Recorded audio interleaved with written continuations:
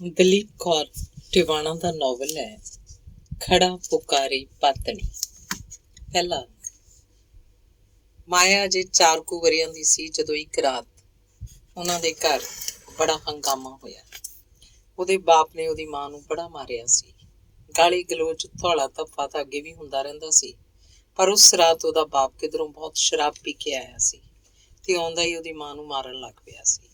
ਉਹਨੂੰ ਇੰਨਾ ਕੁ ਯਾਦ ਸੀ ਕਿ ਉਹ ਡਡਿਆ ਕੇ ਚੀਖਾਂ ਮਾਰਦੀ ਪਿਓ ਦੀਆਂ ਲੱਤਾਂ ਨੂੰ ਚਿੰਬੜ ਗਈ ਸੀ ਤੇ ਬਾਰ-ਬਾਰ ਇਹੀ ਆਖਦੀ ਸੀ, ਬੀਬੀ ਨੂੰ ਨਾ ਮਾਰੋ, ਬੀਬੀ ਨੂੰ ਨਾ ਮਾਰੋ। ਪਿਓ ਨੇ ਉਹਨੂੰ ਧੂ ਕੇ ਪਰਾਂ ਸੁੱਟ ਦਿੱਤਾ ਸੀ ਤੇ ਫਿਰ ਚੁਬਾਰੇ ਚੜ ਗਿਆ ਸੀ, ਜਿੱਥੇ ਬੈਠ ਕੇ ਉਹ ਅਕਸਰ ਸ਼ਰਾਬ ਪੀਂਦਾ ਸੀ। ਫਿਰ ਪਤਾ ਨਹੀਂ ਕਦੋਂ ਸੌਂ ਗਿਆ। ਬੀਬੀ ਉਹਦੀ ਪਹਿਲੇ ਬੈਠੀ ਰੋਂਦੀ ਰਹੀ। ਫਿਰ ਉਹਨੇ ਮਾਇਆ ਨੂੰ ਰੋਟੀ ਖਵਾਈ, ਦੁੱਧ ਪਿਆਇਆ ਤੇ ਬੜੇ ਪਿਆਰ ਨਾਲ ਥਾਪੜ ਕੇ ਸੁਲਾ ਦਿੱਤਾ। ਰਾਤ ਨੂੰ ਮਾਇਆ ਨੇ ਸੁਪਨੇ ਵਿੱਚ ਵੀ ਚੀਖਾਂ ਮਾਰੀਆਂ ਤੇ ਉਹਦੀ ਮਾਂ ਨੇ ਆਪਣੀਆਂ ਬਾਹਾਂ 'ਚ ਲੈ ਕੇ ਉਹਨੂੰ ਫਿਰ ਸੁਲਾ ਦਿੱਤਾ। ਅਗਲੀ ਸਵੇਰ ਉਹਦਾ ਬਾਪ ਝੱਗ ਸੁੱਟਦਾ, ਗਾਲਾਂ ਦਿੰਦਾ ਉਹਦੀ ਮਾਂ ਨੂੰ ਲੱਭ ਰਿਹਾ ਸੀ। ਹਰਾਮਖੋਰ, ਪਤਾ ਨਹੀਂ ਕਿੱਧਰ ਦਫਾ ਹੋ ਗਈ। ਚਾਹ ਪਾਣੀ ਵੀ ਨਹੀਂ ਦਿੱਤਾ। ਫਿਰ ਉਹ ਗੁੱਸੇ 'ਚ ਹੀ ਕਿਧਰੇ ਬਾਹਰ ਚਲਾ ਗਿਆ। ਮਾਇਆ ਸੁੱਤੀ ਉੱਠ ਕੇ ਇੱਧਰ ਉੱਧਰ ਤੁਰੀ ਫਿਰਦੀ ਮਾਂ ਨੂੰ ਟੋਲਦੀ ਰਹੀ, ਪਰ ਉਹ ਕਿਧਰੇ ਨਹੀਂ ਸੀ। ਦੁਪਹਿਰ ਤੱਕ ਉਹਨੂੰ ਬੜੀ ਭੁੱਖ ਲੱਗ ਗਈ ਤੇ ਰੋਣ ਲੱਗ ਪਈ। ਗੁਆਂਢਣ ਨੇ ਕੰਧ ਉੱਪਰੋਂ ਦੀ ਝਾਕ ਕੇ ਪਹਿਲੇ ਉਹਦੀ ਮਾਂ ਨੂੰ ਆਵਾਜ਼ਾਂ ਦਿੱਤੀਆਂ, ਫਿਰ ਮਾਇਆ ਨੂੰ ਚੁੱਪ ਕਰਨ ਲਈ ਆਖਿਆ ਤੇ ਨਾਲ ਹੀ ਆਖਿਆ, ਜੇ ਭੁੱਖ ਲੱਗੀ ਹੈ ਤਾਂ ਸਾਡੇ ਵੱਲ ਆ ਜਾ। ਨਿੱਕੀ ਜੀ ਮਾਇਆ ਡੌਰ ਭੌਰ ਹੋਈ ਇੱਧਰ ਉੱਧਰ ਦੇਖ ਰਹੀ ਸੀ। ਇਹਨੇ ਨੂੰ ਭਰਿਆ ਪੀਤਾ ਉਹਦਾ ਬਾਪ ਘਰ ਆਇਆ ਤੇ ਬੋਲਿਆ, ਸਾਲੀ ਹਰਾਮਖੋਰ ਨੇ ਪਤਾ ਨਹੀਂ ਕੀ ਚੰਦ ਚਾੜਿਆ ਹੋਊ। ਚੌਕੀਦਾਰ ਥਾਣੇ ਇਤਲਾਹ ਕਰਨ ਗਿਆ, ਆਖੇ ਉਹਦੀ ਜੁੱਤੀ ਤੇ ਚੁੰਨੀ ਨਹਿਰ ਦੇ ਕੰਢੇ ਪਈਆਂ ਨੇ। ਮਾਇਆ ਨੂੰ ਕਿਸੇ ਵੀ ਗੱਲ ਦੀ ਸਮਝ ਨਹੀਂ ਸੀ ਲੱਗ ਰਹੀ। ਆਥਣ ਤੀਕ ਲੋਕ ਆਉਂਦੇ ਰਹੇ ਤੇ ਘਰੋਂ ਹੋ ਕੇ ਨਹਿਰ ਵੱਲ ਨੂੰ ਚਲੇ ਜਾਂਦੇ। ਮਾਇਆ ਨੂੰ ਗੁਆਂਢਣ ਆਪਣੇ ਘਰ ਲੈ ਗਈ। ਆਥਣ ਤੀਕ ਉਹਦੇ ਨਾਨਾ ਨਾਨੀ ਤੇ ਮਾਮਾ ਮਾਮੀ ਵੀ ਪਹੁੰਚ ਗਏ ਸਨ। ਨਾਨੀ ਉਹਨੂੰ ਬੁੱਕਲ 'ਚ ਲਈ ਰੋਈ ਜਾਂਦੀ ਸੀ।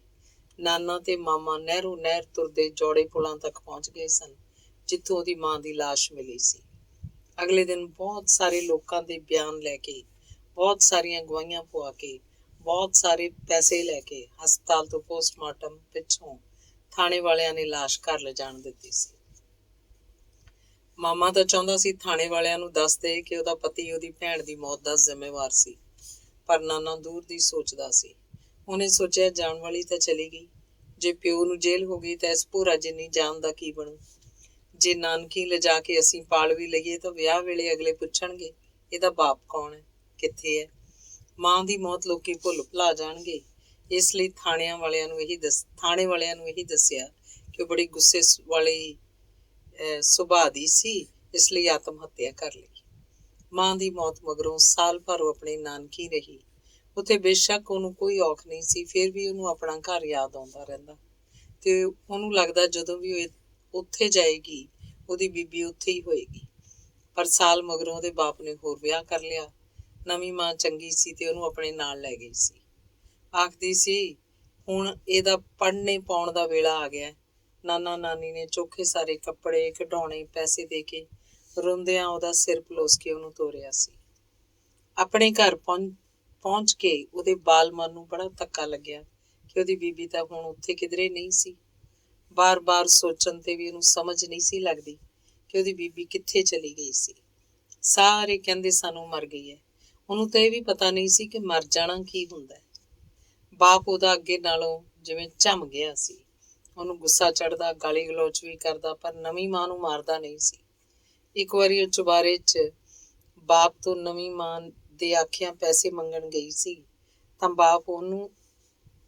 ਬਾਪ ਉਹਦੇ ਨੇ ਉਹਨੂੰ ਕੋਲ ਬਿਠਾ ਲਿਆ ਸੀ। ਪੁੱਛਣ ਲੱਗਿਆ, ਪਹਿਲੀ ਬੀਬੀ ਤੈਨੂੰ ਹੁਣ ਵੀ ਯਾਦ ਆਉਂਦੀ ਹੈ? ਉਹਨੇ ਕੋਈ ਉੱਤਰ ਨਾ ਦਿੱਤਾ ਤੇ ਆਪ ਹੀ ਬੋਲਿਆ, ਉਹ ਤਾਂ ਬੜੀ ਗੰਦੀ ਸੀ, ਨਾ ਮੈਨੂੰ ਪਿਆਰ ਕਰਦੀ ਸੀ ਨਾ ਤੈਨੂੰ। ਚੋਰੀਆਂ ਸਾਰਾ ਦੁੱਧ ਪੀ ਜਾਂਦੀ ਸੀ, ਮੱਖਣ ਖਾ ਜਾਂਦੀ ਸੀ। ਤੇ ਉਹ ਅੱਗੋਂ ਹੋਰ ਕੁਝ ਆਖਣ ਵਾਲਾ ਹੀ ਸੀ ਕਿ ਨਿੱਕੀ ਮਾਇਆ ਨੇ ਉਸ ਵੱਲ ਸਿੱਧਾ ਝਾਕ ਕੇ ਆਖਿਆ, ਨਹੀਂ ਪਾਪਾ, ਉਹ ਗੰਦੀ ਨਹੀਂ ਸੀ, ਤੁਸੀਂ ਗੰਦੇ ਹੋ, ਤੁਸੀਂ ਉਹਨੂੰ ਮਾਰਿਆ ਸੀ। ਜਦੋਂ ਉਹਨੇ ਗੱਲ ਟੋਕ ਕੇ ਆਖਿਆ ਤਾਂ ਬਾਪ ਉਹਦਾ ਪਰੇਸ਼ਾਨ ਜਿਹਾ ਹੋ ਕੇ ਖਿੱਚ ਕੇ ਬੋਲਿਆ, ਤੈਨੂੰ ਨਹੀਂ ਪਤਾ ਉਹ ਬਹੁਤ ਹਰਾਮਖੋਰ ਸੀ, ਲੈ ਪੈਸੇ, ਜਾ। ਪੈਸੇ ਦੇ ਕੇ ਉਹਨੇ ਬੱਚੀ ਨੂੰ ਹੇਠਾਂ ਭੇਜ ਦਿੱਤਾ। ਪਰ ਉਹ ਹੈਰਾਨ ਸੀ ਕਿ ਏਡੀ ਛੋਟੀ ਬੱਚੀ ਨੇ ਅਜੇ ਤੱਕ ਸਭ ਕੁਝ ਯਾਦ ਰੱਖਿਆ ਹੋਇਆ ਸੀ ਤੇ ਉਹਦੀ ਮਾਂ ਦਾ ਜੋ ਅਕਸ ਉਹਦੇ ਮਨ ਚੋਂ ਕੱਢਣਾ ਚਾਹੁੰਦਾ ਸੀ, ਨਹੀਂ ਕੱਢ ਸਕਿਆ। ਸਗੋਂ ਨਿੱਕੀ ਜਿਹੀ ਧੀ ਉਹਨੂੰ ਫਤਵਾ ਦੇ ਗਈ ਸੀ। ਕਿੰਨੀ ਵਾਰੀ ਉਹ ਮਰਨ ਵਾਲੀ ਬਾਰੇ ਸੋਚਦਾ ਕਿ ਆਖਰ ਉਹਨੂੰ ਉਹਦੇ ਤੇ ਇੰਨਾ ਗੁੱਸਾ ਕਿਉਂ ਆ ਜਾਂਦਾ ਸੀ। ਉਂਝ ਤਾਂ ਵਿਚਾਰੀ ਮਾੜੀ ਨਹੀਂ ਸੀ, ਸ਼ਰਾਬ ਤੋਂ ਜ਼ਰੂਰ ਟੋਕਦੀ ਸੀ। ਮੈਂ ਕੀ ਉਹਦੇ ਪਿਓ ਦੇ ਪੈਸਿਆਂ ਦੀ ਪੀਂਦਾ ਸੀ ਜੋ ਇੰਨੀ ਔਖੀ ਹੋ ਜਾਂਦੀ ਸੀ। ਏਡੀ ਔਖੀ ਸੀ ਤਾਂ ਛੱਡ ਕੇ ਚਲੀ ਜਾਂਦੀ, ਤਲਾਕ ਲੈ ਲੈਂਦੀ। ਮਰਨ ਦੀ ਕਿਹੜੀ ਲੋੜ ਪਈ ਸੀ। ਆਪ ਤੇ ਮਰ ਕੇ ਛੁੱਟ ਗਈ ਹਰਾਮਖੋਰ। ਮੈਨੂੰ ਸਾਰੀ ਦੁਨੀਆ ਦੀ ਨਜ਼ਰਾਂ 'ਚ ਮਾੜਾ ਬਣਾ ਗਈ। ਮੈਂ ਤਾਂ ਇੰਨਾ ਦੁੱਖ ਦਿੱਤਾ ਵੀ ਨਹੀਂ ਹੋਣਾ ਜਿੰਨਾ ਉਹ ਮੈਨੂੰ ਦੇ ਗਈ। ਉੱਪਰੋਂ ਚੁੱਪ ਰਹਿਣਗੀਆਂ, ਵਿੱਚੋਂ ਬੁੜੀਆਂ ਬਦਲੇਖੋਰ ਹੁੰਦੀਆਂ ਨੇ ਇਹ ਔਰਤਾਂ। ਉਹ ਸੋਚ ਰਿਹਾ ਸੀ। ਉਹਦੇ ਸੋਚਾਂ ਦੀ ਲੜੀ ਟੁੱਟੀ ਜਦੋਂ ਉਹਦੀ ਦੂਸਰੀ ਔਰਤ ਨੇ ਉੱਪਰ ਆ ਕੇ ਆਖਿਆ, ਮੈਂ ਜੀ ਤੁਹਾਡੇ ਨਾਲ ਗੱਲ ਕਰਨੀ ਸੀ। ਕੀ ਗੱਲ ਕਰਨੀ ਸੀ? ਉਹਨੇ ਰੁੱਖਾ ਜਿਹਾ ਜਵਾਬ ਦਿੱਤਾ। ਮੈਂ ਚਾਹੁੰਦੀ ਹਾਂ ਤੁਸੀਂ ਮਾਇਆ ਨੂੰ ਆਖੋ ਮੈਨੂੰ ਆਂਟੀ ਦੀ ਥਾਂ ਬੀਬੀ ਆਖਿਆ ਕਰੇ। ਇਸ ਨਾਲ ਕੀ ਫਰਕ ਪੈਂਦਾ? ਉਹਨੇ ਉਸੇ ਰੁੱਖੇਪਣ ਨਾਲ ਆਖਿਆ। ਕੋਈ ਪੁੱਛੇ ਭਾਵੇਂ ਨਾ ਪੁੱਛੇ, ਅਗਲਿਆਂ ਨੂੰ ਪਤਾ ਲੱਗ ਜਾਂਦਾ ਵੀ ਇਹ ਮੇਰੀ ਧੀ ਨਹੀਂ, ਤੇ ਫਿਰ ਅਗਲੇ ਪੁੱਛਣ ਲੱਗ ਜਾਂਦੇ ਨੇ ਕੁੜੀ ਕਿਹਦੀ ਹੈ। ਤੇ ਜੇ ਪਤਾ ਲੱਗੇ ਕਿ ਪਹਿਲੇ ਵਿਆਹ ਦੀ ਧੀ ਹੈ ਤਾਂ ਫਿਰ ਅਗਲੇ ਜੜ੍ਹਾਂ ਖਰੀਦਣ ਤਾਈਂ ਜਾਂਦੇ ਨੇ। ਪਹਿਲੀ ਕੌਣ ਸੀ, ਉਹਨੂੰ ਕੀ ਹੋਇਆ ਸੀ। ਫਿਰ ਨਾ ਅਗਲਾ ਝੂਠ ਬੋਲਣ ਜੋਗਾ ਨਾ ਸੱਚ ਬੋਲਣ ਜੋਗਾ। ਉਹ ਬੋਲੀ, ਆਖ ਦਿੱਤਾ ਵੀ ਮਰ ਗਈ, ਹੋਰ ਕੀ। ਉਹ ਬੋਲਿਆ। ਫਿਰ ਅਗਲੇ ਪੁੱਛਦੇ ਨੇ ਕਿਵੇਂ ਮਰ ਗਈ। ਇਸ ਨਾਲੋਂ ਚੰਗਾ ਮਾਇਆ ਮੈਨੂੰ ਬੀਬੀ ਆਖ ਦਿਆ ਕਰੇ। ਠੀਕ ਹੈ, ਤੂੰ ਆਪ ਹੀ ਉਹਨੂੰ ਸਮਝਾ ਦੇਈਂ। ਉਹ ਬੋਲਿਆ। ਮਾਇਆ ਦੀ ਦੂਜੀ ਮਾਂ ਭਲੀ ਔਰਤ ਸੀ। ਮਾਇਆ ਲਈ ਉਹਦੇ ਮਨ 'ਚ ਕੋਈ ਦਵੈਤ ਨਹੀਂ ਸੀ। ਉਹਦੇ ਕੱਪੜੇ ਧੋਂਦੀ, ਵਾਲ ਵਾਹੁੰਦੀ, ਉਹਨੂੰ ਸਕੂਲ ਲਈ ਤਿਆਰ ਕਰਦੀ, ਨਾਲ ਲੰਚ ਬਾਕਸ ਤਿਆਰ ਕਰਕੇ ਦਿੰਦੀ। ਸਿਰਫ ਉਹਨੂੰ ਉਹ ਹੋਮਵਰਕ ਨਹੀਂ ਸੀ ਕਰਵਾ ਸਕਦੀ ਕਿਉਂਕਿ ਉਹ ਬਹੁਤਾ ਪੜ੍ਹੀ ਹੋਈ ਨਹੀਂ ਸੀ। ਸਿਰਫ ਚਿੱਠੀ ਉਠਾਲਣ ਜੋਗੀ ਹੀ ਸੀ। ਗਰੀਬ ਪਿਓ ਦੀਆਂ 3 ਧੀਆਂ ਵਿੱਚੋਂ ਸਭ ਤੋਂ ਵੱਡੀ ਸੀ।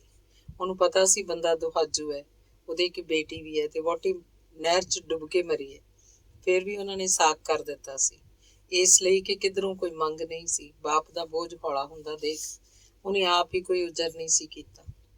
ਉਹਨੂੰ ਹਰ ਤਰ੍ਹਾਂ ਨਾਲ ਇਸ ਘਰ ਤੇ ਇਸ ਘਰ ਦੇ ਜੀਆਂ ਦੀ ਸਾਂਭ ਸੰਭਾਲ ਕਰਦੀ ਸੀ। ਉਹਦੀ ਆਪਣੀ ਕੋਈ ਮੰਗ ਨਹੀਂ ਸੀ। ਇੱਕ ਘਰ ਦੀ ਛੱਤ ਤੇ ਰੋਟੀ ਕੱਪੜਾ ਉਹਨੂੰ ਮਿਲ ਗਿਆ ਸੀ, ਇਹੀ ਬਹੁਤ ਸੀ। ਸਕੂਲ ਵਿੱਚ ਮਾਇਆ ਨੂੰ ਕੋਈ ਸਬਕ ਨਾ ਯਾਦ ਹੋਣ ਕਰਕੇ ਜਾਂ ਕੋਈ ਸਵਾਲ ਨਾ ਸਮਝ ਆਉਣ ਕਰਕੇ ਕਦੇ ਥੱਪੜ ਕਦੇ ਝਿੜਕਾਂ ਪੈਂਦੀਆਂ ਤੋਂ ਬੜੀ ਰੋਣ ਹੱਕੀ ਹੋ ਜਾਂਦੀ। ਉਹਦੇ ਡੈਸਕ ਉੱਤੇ ਬੈਠਣ ਵਾਲੀ ਰੇਨੂ ਦੇ ਨਾ ਕਦੀ ਥੱਪੜ ਪੈਂਦਾ ਸੀ ਨਾ ਝਿੜਕਾਂ, ਕਿਉਂਕਿ ਜੋ ਵੀ ਉਹਨੂੰ ਨਹੀਂ ਸੀ ਆਉਂਦਾ ਹੁੰਦਾ ਉਹਦੀ ਮੰਮੀ ਸਮਝਾ ਦਿੰਦੀ ਸੀ। ਉਹ ਕਈ ਵਾਰੀ ਮਾਇਆ ਨੂੰ ਆਖਦੀ, ਤੂੰ ਹੋਮਵਰਕ ਆਪਦੀ ਬੀਬੀ ਦੇ ਕੋਲ ਬੈਠ ਕੇ ਕਿਉਂ ਨਹੀਂ ਕਰਦੀ। ਮੇਰੀ ਬੀਬੀ ਤਾਂ ਮਰ ਗਈ ਹੋਈ ਹੈ। ਉਹਨੇ ਜਦੋਂ ਆਖਿਆ ਤਾਂ ਰੇਨੂ ਨੇ ਹੈਰਾਨ ਹੋ ਕੇ ਪੁੱਛਿਆ, ਤੇਰੀ ਬੀਬੀ ਕਿਉਂ ਮਰ ਗਈ ਹੋਈ ਹੈ? ਪਤਾ ਨਹੀਂ, ਉਹਨੇ ਜਵਾਬ ਦਿੱਤਾ।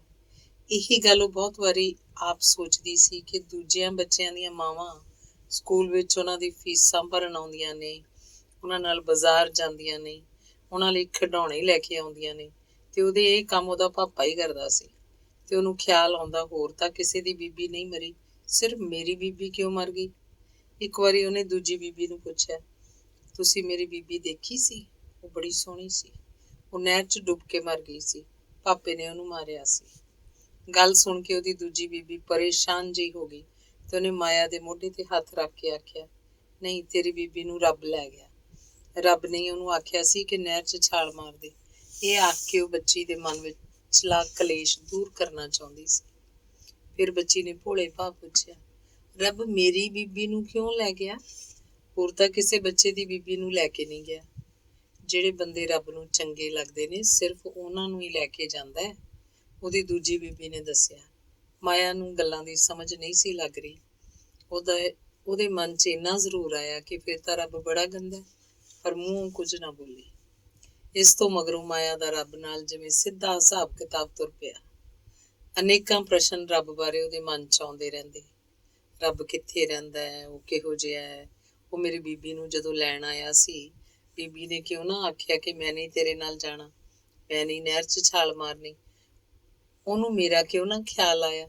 ਰੱਬ ਜਦੋਂ ਮੇਰੇ ਕੋਲ ਕਦੀ ਆਇਆ ਮੈਂ ਉਹਨੂੰ ਕਹਿ ਦਿਆਂਗੀ, ਤੂੰ ਗੁੱਡ ਨਹੀਂ ਹੈ। ਜੇ ਕਿਸੇ ਤਿੱਥ ਤਿਉਹਾਰ ਨੂੰ ਉਹਦੀ ਦੂਜੀ ਬੀਬੀ ਆਖਦੀ, ਆਪਾਂ ਕਿਸੇ ਮੰਦਿਰ ਗੁਰਦੁਆਰੇ ਚੱਲੀਏ, ਤਾਂ ਉਹ ਪੁੱਛਦੀ, ਉੱਥੇ ਜਾ ਕੇ ਆਪਾਂ ਕੀ ਕਰਨਾ? ਉਹਦੇ ਪੁੱਛਣ ਤੇ ਉਹਦੀ ਦੂਜੀ ਬੀਬੀ ਦੱਸਦੀ, ਇਹ ਸਾਰੇ ਰੱਬ ਦੇ ਘਰ ਨੇ, ਉੱਥੇ ਉਹਨੂੰ ਮੱਥਾ ਟੇਕਣ ਚਾਹੀਦਾ। ਜੇ ਕੋਈ ਚੀਜ਼ ਮੰਗਣੀ ਹੋਵੇ ਤਾਂ ਉੱਥੇ ਸੁੱਖਣਾ ਸੁੱਖੀ ਦੀ ਹੈ, ਫਿਰ ਖੁਸ਼ ਹੋ ਕੇ ਰੱਬ ਤੁਹਾਡਾ ਕਹਿਣਾ ਮੰਨ ਲੈਂਦਾ ਹੈ। ਉੱਥੇ ਪ੍ਰਸ਼ਾਦ ਚੜਾ ਕੇ ਆਈਦਾ ਤੇ ਇਸ਼ਨਾਨ ਕਰਨ ਨਾਲ ਬੰਦੇ ਦੇ ਪਾਪ ਧੋਤੇ ਜਾਂਦੇ ਨੇ। ਸਾਰੀਆਂ ਗੱਲਾਂ ਤਾਂ ਮਾਇਆ ਨੂੰ ਸਮਝ ਨਾ ਲੱਗਦੀਆਂ ਤੇ ਉਹ ਹਰ ਵਾਰੀ ਇਹੀ ਸੋਚ ਕੇ ਚਲੀ ਜਾਂਦੀ ਕਿ ਕਿਤੇ ਉਹਨੂੰ ਰੱਬ ਬੈਠਾ ਮਿਲ ਜਾਏਗਾ ਤੇ ਜਦੋਂ ਮਿਲਿਆ ਉਹਨੂੰ ਪੁੱਛੇਗੀ ਕਿ ਤੂੰ ਮੇਰੀ ਬੀਬੀ ਨੂੰ ਸਾਡੇ ਕੋਲ ਵਾਪਸ ਨਹੀਂ ਭੇਜ ਸਕਦਾ। ਪਰ ਹਰ ਵਾਰੀ ਉਹ ਦੇਖਦੀ ਉੱਥੇ ਲੋਕਾਂ ਦੀ ਭੀੜ ਤਾਂ ਹੁੰਦੀ ਸੀ, ਦੁਕਾਨਾਂ ਵੀ ਹੁੰਦੀਆਂ ਸੀ, ਜਿਵੇਂ ਕੋਈ ਮੇਲਾ ਹੋਵੇ, ਪਰ ਰੱਬ ਕਿਧਰੇ ਨਹੀਂ ਸੀ ਦਿਸਦਾ। ਹੌਲੀ ਹੌਲੀ ਮਾਇਆ ਵੱਡੀ ਹੋ ਰਹੀ ਸੀ, ਸਭ ਕੁਝ ਠੀਕ ਠਾਕ ਸੀ, ਪਰ ਆਪਣੀ ਬੀਬੀ ਤੋਂ ਬਿਨਾਂ ਇਹ ਘਰ ਜਿਵੇਂ ਉਹਨੂੰ ਪਾਪੇ ਦਾ ਤੇ ਦੂਜੀ ਬੀਬੀ ਦਾ ਲੱਗਦਾ ਸੀ। ਉਹ ਕਿਸੇ ਗੱਲ ਦੀ ਜ਼ਿੱਦ ਨਹੀਂ ਸੀ ਕਰਦੀ, ਕੋਈ ਚੀਜ਼ ਮੰਗਦੀ ਨਹੀਂ ਸੀ, ਕਿਸੇ ਗੱਲੋਂ ਰੁੱਸਦੀ ਲੜਦੀ ਨਹੀਂ ਸੀ, ਜਿਵੇਂ ਉਹਦਾ ਬਚਪਨ ਉਹਦੀ ਮਾਂ ਨਾਲ ਹੀ ਮੁੱਕ ਗਿਆ ਸੀ। ਉਹਨੂੰ ਘਰ 'ਚ ਕੋਈ ਔਖ ਨਹੀਂ ਸੀ, ਤੰਗੀ ਨਹੀਂ ਸੀ। ਬਸ ਜਦੋਂ ਕਦੇ ਪਾਪਾ ਉਹਦੀ ਦੂਜੀ ਬੀਬੀ ਨਾਲ ਲੜਦਾ, ਉਹ ਬਹੁਤ ਪਰੇਸ਼ਾਨ ਹੋ ਜਾਂਦੀ ਕਿ ਕਿਧਰੇ ਇਹ ਵੀ ਜਾ ਕੇ ਨਹਿਰ 'ਚ ਛਾਲ ਨਾ ਮਾਰ ਦੇਵੇ। ਤੇ ਉਸ ਦਿਨ ਉਹ ਰਾਤ ਨੂੰ ਸੌਂਦੀ ਨਾ, ਕਿਉਂਕਿ ਪਹਿਲੀ ਬੀਬੀ ਉਹਨੂੰ ਸੁੱਤੀ ਨੂੰ ਛੱਡ ਕੇ ਚਲੀ ਗਈ ਸੀ। ਇੱਕ ਦਿਨ ਉਹਨੇ ਝਕਦਿਆਂ ਦੂਜੀ ਬੀਬੀ ਨੂੰ ਆਖ ਹੀ ਦਿੱਤਾ, ਜੇ ਕਦੇ ਪਾਪਾ ਜੀ ਮਾਰਨਗੇ ਆਪਾਂ ਨਾਨਾ ਨਾਨੀ ਕੋਲ ਚਲੇ ਜਾਵਾਂਗੇ, ਤੂੰ ਬੀਬੀ ਨਹਿਰ ਵਿੱਚ ਨਾ ਛਾਲ ਮਾਰੀ। ਉਹਦੀ ਦੂਜੀ ਬੀਬੀ ਨੇ ਮਾਇਆ ਉੱਪਰ ਬੜਾ ਤਰਸ ਆਇਆ ਤੇ ਉਹਨੇ ਆਖਿਆ, ਮੈਂ ਤੇਰੀ ਪਹਿਲੀ ਬੀਬੀ ਵਰਗੀ ਨਹੀਂ ਜੋ ਆਪਣੀ ਬੇਟੀ ਨੂੰ ਛੱਡ ਕੇ ਕਿਧਰੇ ਜਾਵਾਂਗੀ। ਉਸ ਦਿਨ ਮਾਇਆ ਸਕੂਲ 'ਚ ਅੱਗੇ ਨਾਲੋਂ ਖੁਸ਼ ਦਿਸਦੀ ਸੀ। ਅੰਗ ਦੂਸਰਾ। ਮਾਇਆ ਅਜੇ 6 ਕੁ ਵਰ੍ਹਿਆਂ ਦੀ ਸੀ ਜਦੋਂ ਉਹਦੀ ਨਵੀਂ ਬੀਬੀ ਦੇ ਬੇਟੀ ਹੋ ਗਈ। ਹੁਣ ਬਹੁਤ ਸਮਾਂ ਨਵੀਂ ਬੀਬੀ ਆਪਣੀ ਬੇਟੀ ਨਾਲ ਰੁੱਝੀ ਰਹਿੰਦੀ। ਉਹਦਾ ਨਾਂ ਉਹਨਾਂ ਨੇ ਡੌਲੀ ਰੱਖਿਆ। ਪਾਪਾ ਜੀ ਆਖਦੇ ਸਨ, ਇਹ ਮਾਇਆ ਦੀ ਡੌਲ ਹੈ, ਮਾਇਆ ਇਸ ਨਾਲ ਖੇਡਿਆ ਕਰੇਗੀ। ਮਾਇਆ ਨੂੰ ਵੀ ਉਹ ਚੰਗੀ ਤਾਂ ਲੱਗਦੀ ਸੀ, ਪਰ ਬੀਬੀ ਜਦੋਂ ਬਹੁਤਾ ਉਸੇ ਦਾ ਧਿਆਨ ਰੱਖਣ ਲੱਗ ਪਈ ਤਾਂ ਮਾਇਆ ਦਾ ਜੀ ਕੀਤਾ ਇਹਦੇ ਸੁੱਤੀ ਪਈ ਦੇ ਜ਼ੋਰ ਦੀ ਚਪੇੜਾ ਮਾਰੇ। ਪਰ ਉਹ ਬੀਬੀ ਤੋਂ ਡਰਦੀ ਸੀ। ਕਈ ਵਾਰੀ ਘਰ 'ਚ ਦੁੱਧ ਘਟ ਜਾਣਾ ਤਾਂ ਬੀਬੀ ਨੇ ਰਾਤ ਨੂੰ ਉਹਨੂੰ ਦੁੱਧ ਦੇਣ ਦੀ ਥਾਂ ਕੱਲੀ ਡੌਲੀ ਨੂੰ ਪਿਲਾ ਦੇਣਾ। ਪਾਪਾ ਵੀ ਹੁਣ ਸਿਰਫ ਡੌਲੀ ਦੇ ਖਿਡੌਣੇ ਲੈ ਕੇ ਆਉਂਦਾ ਸੀ। ਉਹਦੇ ਨਾਨਾ ਨਾਨੀ ਵੀ ਤੇ ਡੌਲੀ ਦੇ ਨਾਨਾ ਨਾਨੀ ਵੀ ਸਭ ਚੀਜ਼ਾਂ ਡੌਲੀ ਲਈ ਲੈ ਕੇ ਆਏ। ਉਸ ਰਾਤ ਉਹ ਬੜਾ ਚਿਰ ਆਪਣੀ ਮਰ ਗਈ ਬੀਬੀ ਨਾਲ ਗੱਲਾਂ ਕਰਦੀ ਰਹੀ ਕਿ ਬੀਬੀ, ਦੂਜੀ ਬੀਬੀ ਦੀ ਧੀ ਤਾਂ ਡੌਲੀ ਹੈ ਨਾ। ਉਹਨੂੰ ਬੜਾ ਗੁੱਸਾ ਆਇਆ ਆਪਣੀ ਬੀਬੀ ਤੇ ਕਿ ਉਹ ਕਿਉਂ ਮਰ ਗਈ ਸੀ। ਉਸ ਰਾਤ ਜਦੋਂ ਪਾਪੇ ਨੇ ਮਾਰਿਆ ਸੀ, ਜੇ ਮੈਂ ਵੱਡੀ ਹੁੰਦੀ ਤਾਂ ਪਾਪੇ ਦਾ ਸੁੱਤੇ ਪਿਆ ਦਾ ਗਲਾ ਘੁੱਟ ਦਿੰਦੀ। ਕਈ ਵਾਰੀ ਜੀ ਕਰਦਾ ਮੈਂ ਤੇਰੇ ਕੋਲ ਆ ਜਾਵਾਂ, ਪਰ ਦੂਜੀ ਬੀਬੀ ਆਖਦੀ ਹੈ, ਤੈਨੂੰ ਰੱਬ ਲੈ ਗਿਆ ਸੀ, ਤੂੰ ਰੱਬ ਨੂੰ ਬੜੀ ਚੰਗੀ ਲੱਗਦੀ ਸੀ, ਮੈਨੂੰ ਰੱਬ ਆਪਣੇ ਕੋਲ ਨਹੀਂ ਲੈ ਕੇ ਜਾਏਗਾ, ਮੈਨੂੰ ਉਹ ਚੰਗਾ ਵੀ ਨਹੀਂ ਲੱਗਦਾ। ਛੋਟੇ ਬੱਚੇ ਦੀ ਬੀਬੀ ਨੂੰ ਲੈ ਜਾਣਾ ਬੁਰੀ ਗੱਲ ਹੈ ਨਾ ਬੀਬੀ। ਇੱਕ ਦਿਨ ਮੈਂ ਤੈਨੂੰ ਸੁਪਨੇ 'ਚ ਦੇਖਿਆ ਸੀ, ਤੂੰ ਮੇਰੇ ਲਈ ਨਵੀਆਂ ਫਰਾਕਾਂ ਤੇ ਖਿਡੌਣੇ ਲੈ ਕੇ ਆਈ ਸੀ। ਨਹੀਂ ਬੀਬੀ, ਆਪਾਂ ਡੌਲੀ ਨੂੰ ਫਰਾਕਾਂ ਤੇ ਖਿਡੌਣੇ ਨਹੀਂ ਦੇਣੇ। ਜੇ ਮੈਂ ਉਹਨੂੰ ਗੋਦੀ ਚੁੱਕ ਲਵਾਂ ਤਾਂ ਰੋਣ ਲੱਗ ਪੈਂਦੀ ਹੈ ਤੇ ਬੀਬੀ ਮੈਨੂੰ ਘੂਰਨ ਲੱਗ ਜਾਂਦੀ ਹੈ। ਹੌਲੀ ਹੌਲੀ ਡੌਲੀ ਵੀ ਸਕੂਲ ਜਾਣ ਜੋਗੀ ਹੋ ਗਈ। ਉਹ ਵੀ ਮਾਇਆ ਦੇ ਨਾਲ ਸਕੂਲ ਜਾਣ ਲੱਗ ਪਈ। ਉਹ ਛੋਟੀ ਸੀ, ਇਸ ਲਈ ਉਹਦਾ ਬਸਤਾ ਵੀ ਮਾਇਆ ਨੂੰ ਚੁੱਕਣਾ ਪੈਂਦਾ ਸੀ ਤੇ ਪਾਣੀ ਵਾਲੀ ਬੋਤਲ ਵੀ। ਘਰ ਤੋਂ ਤਾਂ ਬੀਬੀ ਆਪ ਸਕੂਲ ਵਾਲੀ ਬੱਸ ਚੜਾਉਂਦੀ, ਪਰ ਘਰ ਵਾਪਸ ਆਉਣ ਲੱਗਿਆ ਮਾਇਆ ਨੂੰ ਡੌਲੀ ਨੂੰ ਚੁੱਕ ਕੇ ਬੱਸ ਚੜਾਉਣਾ ਪੈਂਦਾ ਸੀ। ਇੱਕ ਦਿਨ ਬੱਸ ਚੜਾਉਣ ਵੇਲੇ ਡੌਲੀ ਜਦੋਂ ਡਿੱਗ ਪਈ ਸੀ ਤਾਂ ਘਰ ਆ ਕੇ ਉਹਨੇ ਮਾਂ ਕੋਲ ਸ਼ਿਕਾਇਤ ਲਗਾ ਦਿੱਤੀ ਸੀ ਕਿ ਮਾਇਆ ਨੇ ਮੈਨੂੰ ਡੇਗ ਦਿੱਤਾ। ਬੀਬੀ ਨੇ ਮਾਇਆ ਨੂੰ ਝਿੜਕਿਆ ਤੇ ਅੱਗੇ ਤੋਂ ਖਿਆਲ ਨਾਲ ਚੜਾਉਣ ਲਈ ਆਖਿਆ। ਅਗਲੇ ਦਿਨ ਮਾਇਆ ਨੂੰ ਬੁਖਾਰ ਚੜ ਗਿਆ। ਬੀਬੀ ਫੇਰ ਵੀ ਉਹਨੂੰ ਸਕੂਲ ਜਾਣ ਲਈ ਆਖ ਰਹੀ ਸੀ, ਨਹੀਂ ਤਾਂ ਡੌਲੀ ਨੂੰ ਵੀ ਘਰੇ ਰੱਖਣਾ ਪੈਣਾ ਸੀ। ਮਾਇਆ ਉਸੇ ਤਰ੍ਹਾਂ ਬੁਖਾਰ ਚੜ੍ਹੀ ਸਕੂਲ ਚਲੀ ਗਈ। ਦੁਪਹਿਰ ਵੇਲੇ ਸਕੂਲੋਂ ਉਹਨਾਂ ਦੇ ਘਰ ਫੋਨ ਆਇਆ ਕਿ ਮਾਇਆ ਨੂੰ ਤੇਜ਼ ਬੁਖਾਰ ਹੈ, ਆ ਕੇ ਲੈ ਜਾਓ। ਬੀਬੀ ਨੇ ਪਾਪੇ ਨੂੰ ਦਫ਼ਤਰ ਫੋਨ ਕੀਤਾ ਤੇ ਪਾਪਾ ਉਹਨੂੰ ਤੇ ਡੌਲੀ ਨੂੰ ਸਕੂਲੋਂ ਲੈ ਆਇਆ। ਪਾਪਾ ਬੀਬੀ ਨੂੰ ਗੁੱਸੇ ਵੀ ਹੋਇਆ ਕਿ ਮਾਇਆ ਨੂੰ ਬੁਖਾਰ ਵਿੱਚ ਸਕੂਲ ਕਿਉਂ ਭੇਜਿਆ ਸੀ। ਇਸ ਗੱਲੋਂ ਡਰਦੀ ਕਿ ਪਾਪਾ ਕਿਤੇ ਬੀਬੀ ਨਾਲ ਲੜ ਨਾ ਪਏ, ਮਾਇਆ ਬੋਲੀ, ਪਾਪਾ ਜੀ ਮੈਂ ਆਪੇ ਗਈ ਸੀ ਸਕੂਲ। ਉਸ ਦਿਨ ਬੀਬੀ ਨੇ ਡੌਲੀ ਨੂੰ ਆਪਣੇ ਵਾਲੇ ਕਮਰੇ 'ਚ ਸੁਲਾ ਲਿਆ ਸੀ ਤਾਂ ਜੋ ਉਹਨੂੰ ਵੀ ਜ਼ੁਕਾਮ ਤੇ ਬੁਖਾਰ ਨਾ ਹੋ ਜਾਏ। ਸਾਰੀ ਰਾਤ ਮਾਇਆ ਨੇ ਆਪਣੇ ਕਮਰੇ ਦੀ ਬੱਤੀ ਜਗਾਈ ਰੱਖੀ। ਕੱਲੀ ਨੂੰ ਉਹਨੂੰ ਡਰ ਲੱਗਦਾ ਸੀ। 2 ਕੁ ਵਾਰੀ ਰਾਤ ਨੂੰ ਬੀਬੀ ਵੀ ਆ ਕੇ ਦੇਖ ਗਈ ਸੀ ਕਿ ਬੁਖਾਰ ਤੇਜ਼ ਤਾਂ ਨਹੀਂ ਹੋ ਗਿਆ। ਉਹਦਾ ਜੀ ਕਰਦਾ ਸੀ ਬੀਬੀ ਉਹਨੂੰ ਨਾਲ ਸੁਲਾ ਲਵੇ, ਪਰ ਉਹਦੇ ਨਾਲ ਤਾਂ ਡੌਲੀ ਸੁੱਤੀ ਪਈ ਸੀ। ਹੌਲੀ ਹੌਲੀ ਦਿਨ, ਮਹੀਨੇ ਤੇ ਸਾਲ ਲੰਘਦੇ ਗਏ। ਮਾਇਆ ਵੱਡੀ ਹੋ ਗਈ ਸੀ। ਹੁਣ ਬੀਬੀ ਡੋਲੀ ਦੀ ਡਰੈਸ ਤਿਆਰ ਕਰਨ ਲਈ, ਉਹਦੇ ਬੂਟ ਪਾਲਿਸ਼ ਕਰਨ ਲਈ, ਉਹਨੂੰ ਹੋਮਵਰਕ ਕਰਾਉਣ ਲਈ ਮਾਇਆ ਨੂੰ ਹੀ ਆਖਦੀ। ਮਾਇਆ ਸੋਚਦੀ ਹੋਮਵਰਕ ਕਰਾਉਣਾ ਤਾਂ ਠੀਕ ਹੈ, ਕਿਉਂਕਿ ਬੀਬੀ ਬਹੁਤਾ ਪੜ੍ਹੀ ਹੋਈ ਨਹੀਂ, ਪਰ ਉਹਨੂੰ ਇਹ ਚੰਗਾ ਨਹੀਂ ਲੱਗਦਾ ਸੀ ਕਿ ਡੋਲੀ ਦਾ ਲੰਚ ਬਾਕਸ ਵੀ ਉਹ ਤਿਆਰ ਕਰੇ ਤੇ ਡਰੈਸ ਵੀ ਉਹੀ ਤਿਆਰ ਕਰੇ। ਇਸ ਤੋਂ ਬਿਨਾਂ ਵੀ ਉਹ ਬੀਬੀ ਨਾਲ ਬਥੇਰੇ ਕੰਮ ਕਰਵਾ ਦਿੰਦੀ ਸੀ। ਜਦੋਂ ਕਦੇ ਉਹਦੇ ਪਾਪੇ ਨੇ ਛੁੱਟੀ ਵਾਲੇ ਦਿਨ ਉਹਨੂੰ ਸਾਰਾ ਦਿਨ ਕੰਮ ਕਰਦੀ ਨੂੰ ਦੇਖਣਾ ਤਾਂ ਬੀਬੀ ਨੂੰ ਨਾਰਾਜ਼ ਹੋ ਕੇ ਆਖਣਾ, ਕੁੜੀਆਂ ਤੋਂ ਇੰਨਾ ਕੰਮ ਨਹੀਂ ਕਰਵਾਈਦਾ। ਅੱਗੋਂ ਬੀਬੀ ਤੜਿੰਗ ਹੋ ਕੇ ਆਖਦੀ, ਕੰਮ ਨਹੀਂ ਸਿੱਖੂਗੀ ਤਾਂ ਅੱਗੇ ਜਾ ਕੇ ਮੈਨੂੰ ਖੱਜਲ ਕਰੂਗੀ। ਸੱਸ ਆਖੂਗੀ ਮਾਂ ਨੇ ਕੋਈ ਲੱਖਣ ਨਹੀਂ ਦਿੱਤਾ। ਮਾਇਆ ਨੂੰ ਲੱਗਦਾ ਰੋਜ਼ ਆਥਣ ਦੀ ਰੋਟੀ ਤਿਆਰ ਕਰਨਾ ਕੰਮ ਸਿੱਖਣਾ ਤਾਂ ਨਾ ਹੋਇਆ। ਰੋਜ਼ ਘਰ ਦੇ ਕੱਪੜੇ ਧੋਣੇ ਤੇ ਪ੍ਰੈਸ ਕਰਨੇ ਕਿੱਧਰਲਾ ਕੰਮ ਸਿੱਖਣਾ ਹੋਇਆ। ਬੀਬੀ ਨੇ ਬਹੁਤ ਸਾਰਾ ਆਪਣਾ ਕੰਮ ਮਾਇਆ ਦੇ ਗਲ ਪਾ ਦਿੱਤਾ ਸੀ। ਸਿਲਾਈ ਕਢਾਈ ਦਾ ਕੰਮ ਵੀ ਉਹ ਬਥੇਰਾ ਕਰ ਲੈਂਦੀ ਸੀ। ਹਰੇਕ ਕੰਮ ਬੀਬੀ ਆਖਦੀ ਡੋਲੀ ਨੂੰ ਵੀ ਸਿਖਾ ਦੇ। ਹੁਣ ਮਾਇਆ 9ਵੀਂ ਜਮਾਤ 'ਚ ਹੋ ਗਈ ਸੀ ਤੇ ਡੋਲੀ 5ਵੀਂ 'ਚ। ਉਹਦਾ ਕੱਦ ਕਾਠ ਵੀ ਚੰਗਾ ਨਿਕਲ ਆਇਆ ਸੀ। ਇਹਦੀ ਮਾਂ ਲੰਮੀ ਸੀ। ਇੱਕ ਦਿਨ ਅਚਾਨਕ ਉਹਦੇ ਪਾਪੇ ਨੇ ਆਖਿਆ। ਇਹ ਵਾਕ ਸੁਣ ਕੇ ਸਾਰੇ ਚੁੱਪ ਕਰ ਗਏ। ਕੁਝ ਦਿਨਾਂ ਮਗਰੋਂ ਉਹਦੇ ਨਾਨਾ ਨਾਨੀ ਆਏ ਤੇ ਉਹਦੀ ਬੀਬੀ ਨੂੰ ਆਖਣ ਲੱਗੀ, ਮਾਇਆ ਵੱਡੀ ਹੋ ਗਈ ਹੈ, ਹੁਣ ਇਹਦੇ ਰਿਸ਼ਤੇ ਦਾ ਫਿਕਰ ਕਰਨਾ ਚਾਹੀਦਾ ਹੈ। ਜੇ ਤੁਸੀਂ ਆਖੋ ਮੈਂ ਇਹਦੀ ਵਿਲਾਇਤ ਵਾਲੀ ਮਾਸੀ ਨੂੰ ਕਹਾਂ ਕਿ ਉੱਧਰ ਕਿਸੇ ਚੰਗੇ ਮੁੰਡੇ ਨੂੰ ਧਿਆਨ 'ਚ ਰੱਖੇ। ਬੀਬੀ ਨੂੰ ਪਹਿਲਾਂ ਤਾਂ ਇਹ ਗੱਲ ਅਜੀਬ ਲੱਗੀ, ਫਿਰ ਉਹਨੂੰ ਸਾਰਾ ਕੰਮ ਆਪਣੇ ਇਕੱਲੀ ਦੇ ਗਲ ਪੈਣ ਦਾ ਸੰਸਾ ਹੋਇਆ। ਫਿਰ ਵੀ ਉਹਨੂੰ ਇਹ ਗੱਲ ਚੰਗੀ ਲੱਗੀ ਕਿ ਮਾਇਆ ਵਿਆਹ ਕੇ ਇੱਥੋਂ ਚਲੀ ਜਾਏਗੀ। ਭਾਵੇਂ ਉਹ ਚੰਗੀ ਔਰਤ ਸੀ, ਪਰ ਫਿਰ ਵੀ ਉਹਦੇ ਅੰਦਰੋਂ ਇਹ ਅਹਿਸਾਸ ਖਤਮ ਨਹੀਂ ਸੀ ਹੋਇਆ ਕਿ ਮਾਇਆ ਉਹਦੀ ਸੌਂਕਣ ਦੀ ਧੀ ਹੈ।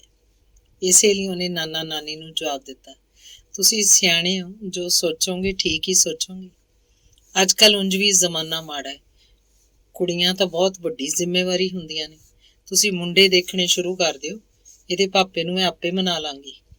ਮਾਇਆ ਨੇੜੇ ਬੈਠੀ ਸਕੂਲ ਦਾ ਹੋਮਵਰਕ ਕਰ ਰਹੀ ਸੀ ਤੇ ਉਹਨੂੰ ਇਹ ਸਭ ਗੱਲਾਂ ਸੁਣ ਵੀ ਰਹੀਆਂ ਸਨ। ਨਾਨੀ ਨੇ ਰਿਸ਼ਤੇਦਾਰੀਆਂ ਵਿੱਚ 1-2 ਮੁੰਡਿਆਂ ਦਾ ਜ਼ਿਕਰ ਕੀਤਾ। ਉਹਨਾਂ ਦੇ ਘਰ-ਬਾਰ, ਜ਼ਮੀਨ ਜਾਇਦਾਦਾਂ, ਕਾਰੋਬਾਰ, ਪੜ੍ਹਾਈ ਲਿਖਾਈ ਤੇ ਖਾਨਦਾਨਾਂ ਦੇ ਵੇਰਵੇ ਵੀ ਦਿੱਤੇ ਤੇ ਉਹਨਾਂ ਤੇ ਗੌਰ ਕਰਨ ਦੀ ਸਲਾਹ ਦਿੱਤੀ। ਇਹ ਸਭ ਕੁਝ ਸੁਣ ਕੇ ਮਾਇਆ ਨੇ 1-2 ਘਰਾਂ ਦੀ ਜਿਵੇਂ ਜ਼ਿਆਰਤ ਕੀਤੀ। 1-2 ਪਰਿਵਾਰ ਤੇ ਉਹਨਾਂ ਦੇ ਘਰ-ਬਾਰ ਨੂੰ ਮਨ ਹੀ ਮਨ ਘੋਖਿਆ, ਪਰਖਿਆ ਤੇ ਫਿਰ 1-2 ਲੜਕਿਆਂ ਦੀ ਸ਼ਕਲ ਦੀ ਕਲਪਨਾ ਕਰਨ ਲੱਗੀ। 1-2 ਦਿਨ ਰਹਿ ਕੇ ਨਾਨੀ ਤਾਂ ਚਲੀ ਗਈ, ਪਰ ਬੀਬੀ ਨੇ ਉਹਦੀਆਂ ਗੱਲਾਂ ਪਾਪੇ ਨਾਲ ਕਈ ਵਾਰ ਕੀਤੀਆਂ। ਪਾਪਾ ਆਖਦਾ, ਅਜੇ ਕੀ ਕਾਹਲੀ ਹੈ, ਘੱਟੋ ਘੱਟ 10ਵੀਂ ਦਾ ਕਰ ਲੈ। ਬੀਬੀ ਆਖਦੀ, ਸਾਲ 6 ਮਹੀਨੇ ਤਾਂ ਮੁੰਡੇ ਦੇਖਦੇ ਹੀ ਲੰਘ ਜਾਣੇ ਨੇ, ਨਾਲੇ ਅੱਜ ਕੱਲ੍ਹ ਜ਼ਮਾਨਾ ਮਾੜਾ ਹੈ, ਜਿੰਨੀ ਛੇਤੀ ਹੋ ਸਕੇ ਕੁੜੀਆਂ ਦੇ ਤਾਂ ਹੱਥ ਪੀਲੇ ਕਰਕੇ ਆਪਦੇ ਘਰ ਤੋਰ ਦੇਣੀਆਂ ਚਾਹੀਦੀਆਂ ਨੇ। ਨਾਲੇ ਤੁਸੀਂ ਦੇਖਦੇ ਨਹੀਂ, ਵੱਡੀਆਂ ਹੋ ਕੇ ਕੁੜੀਆਂ ਆਪ ਹੁਦਰੀਆਂ ਹੋ ਜਾਂਦੀਆਂ ਨੇ। ਮਾਪਿਆਂ ਦੇ ਲੱਭੇ ਮੁੰਡੇ ਬਾਰੇ 100 ਨੱਕ ਬੁੱਲ ਕੱਢਦੀਆਂ ਨੇ ਤੇ ਅਗਲੇ ਘਰ ਜਾ ਕੇ ਵੀ ਛੇਤੀ ਰਚਦੀਆਂ ਮਿਚਦੀਆਂ ਨਹੀਂ। ਆਦਤਾਂ ਪਹਿਲਾਂ ਹੀ ਜੋ ਪੱਕ ਚੁੱਕੀਆਂ ਹੁੰਦੀਆਂ ਨੇ। ਪਾਪਾ ਸਾਰੀਆਂ ਗੱਲਾਂ ਚੁੱਪਚਾਪ ਸੁਣਦਾ ਰਹਿੰਦਾ। ਫਿਰ ਬੀਬੀ ਆਖਦੀ, ਝਿੜਕ ਕੇ ਕਿਸੇ ਪਾਸਿਓਂ ਮੋੜੂੰਗੀ ਤਾਂ ਲੋਕ ਆਖਣਗੇ ਮਤਰੇਈ ਹੈ, ਨਹੀਂ ਮੋੜੂੰਗੀ ਤਾਂ ਲੱਖਣ ਕਿੱਥੋਂ ਆਊਗਾ। ਨਿਆਣੀ ਉਮਰੇ ਵਿਆਹੀਆਂ ਕੁੜੀਆਂ ਮਾਪਿਆਂ ਨੂੰ ਘੱਟ ਉਲਾਂਭੇ ਲਿਆਉਂਦੀਆਂ ਨੇ। ਮੈਂ ਤਾਂ ਆਖਦੀ ਹਾਂ ਕੋਈ ਚੰਗਾ ਮੁੰਡਾ ਮਿਲੇ ਤਾਂ ਕੁੜੀ ਨੂੰ ਬਾਹਰੋਂ ਉਠਾ ਲੈਣ ਵਾਲੇ ਬਣੋ। ਅਜਿਹੀਆਂ ਗੱਲਾਂ ਸੁਣ ਕੇ ਮਾਇਆ ਨੇ ਵੀ ਸੋਚ ਲਿਆ ਸੀ ਕਿ 10ਵੀਂ ਹੋ ਜਾਏ, ਚੰਗਾ ਵਿਆਹ ਹੋ ਜਾਏ।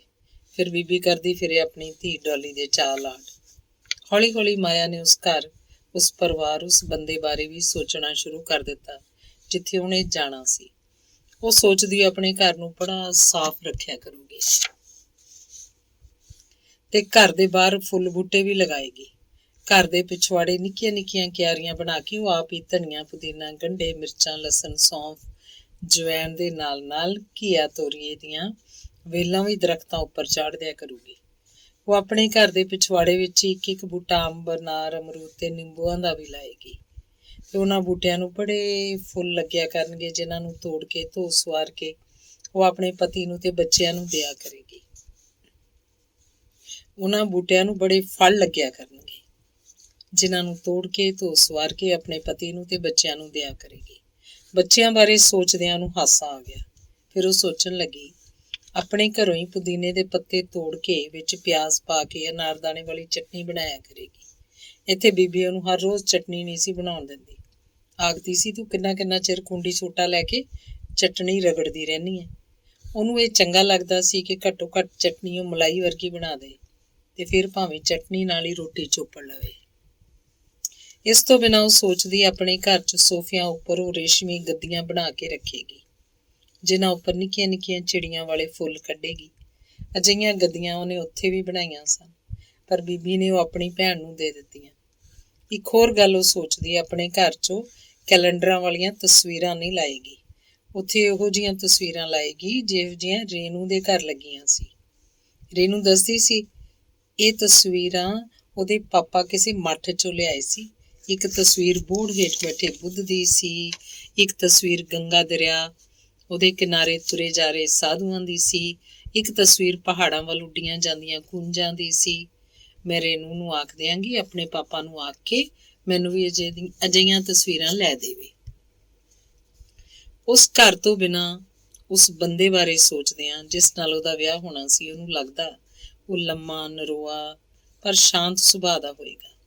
ਮੈਂ ਉਸ ਲਈ ਚੰਗੀਆਂ ਚੰਗੀਆਂ ਚੀਜ਼ਾਂ ਬਣਾਇਆ ਕਰਾਂਗੀ। ਮੈਂ ਰੋਜ਼ ਸਵੇਰੇ ਉੱਠ ਕੇ ਉਹਦੀ ਮਾਂ ਨੂੰ ਮੱਥਾ ਟੇਕਿਆ ਕਰਾਂਗੀ। ਕਦੇ ਕਦੇ ਅਸੀਂ ਸਿਨੇਮਾ ਦੇਖਣ ਜਾਇਆ ਕਰਾਂਗੇ ਤੇ ਕਦੇ ਕਦੇ ਬਾਜ਼ਾਰ 'ਚ ਚੀਜ਼ਾਂ ਖਰੀਦਣ। ਮੈਂ ਉਹਨੂੰ ਗਹਿਣਿਆਂ ਲਈ ਜਾਂ ਕੱਪੜਿਆਂ ਲਈ ਕਦੀ ਨਹੀਂ ਆਖਾਂਗੀ, ਜੋ ਉਹਦੀ ਮਰਜ਼ੀ ਹੋਏਗੀ ਆਪੇ ਲਿਆ ਦਿਆ ਕਰੂਗਾ। ਇਉਂ ਸੋਚਦਿਆਂ ਦਿਨ ਤੇ ਮਹੀਨੇ ਲੰਘਦੇ ਗਏ। ਉਹਨੇ 10ਵੀਂ ਦਾ ਇਮਤਿਹਾਨ ਦੇ ਦਿੱਤਾ।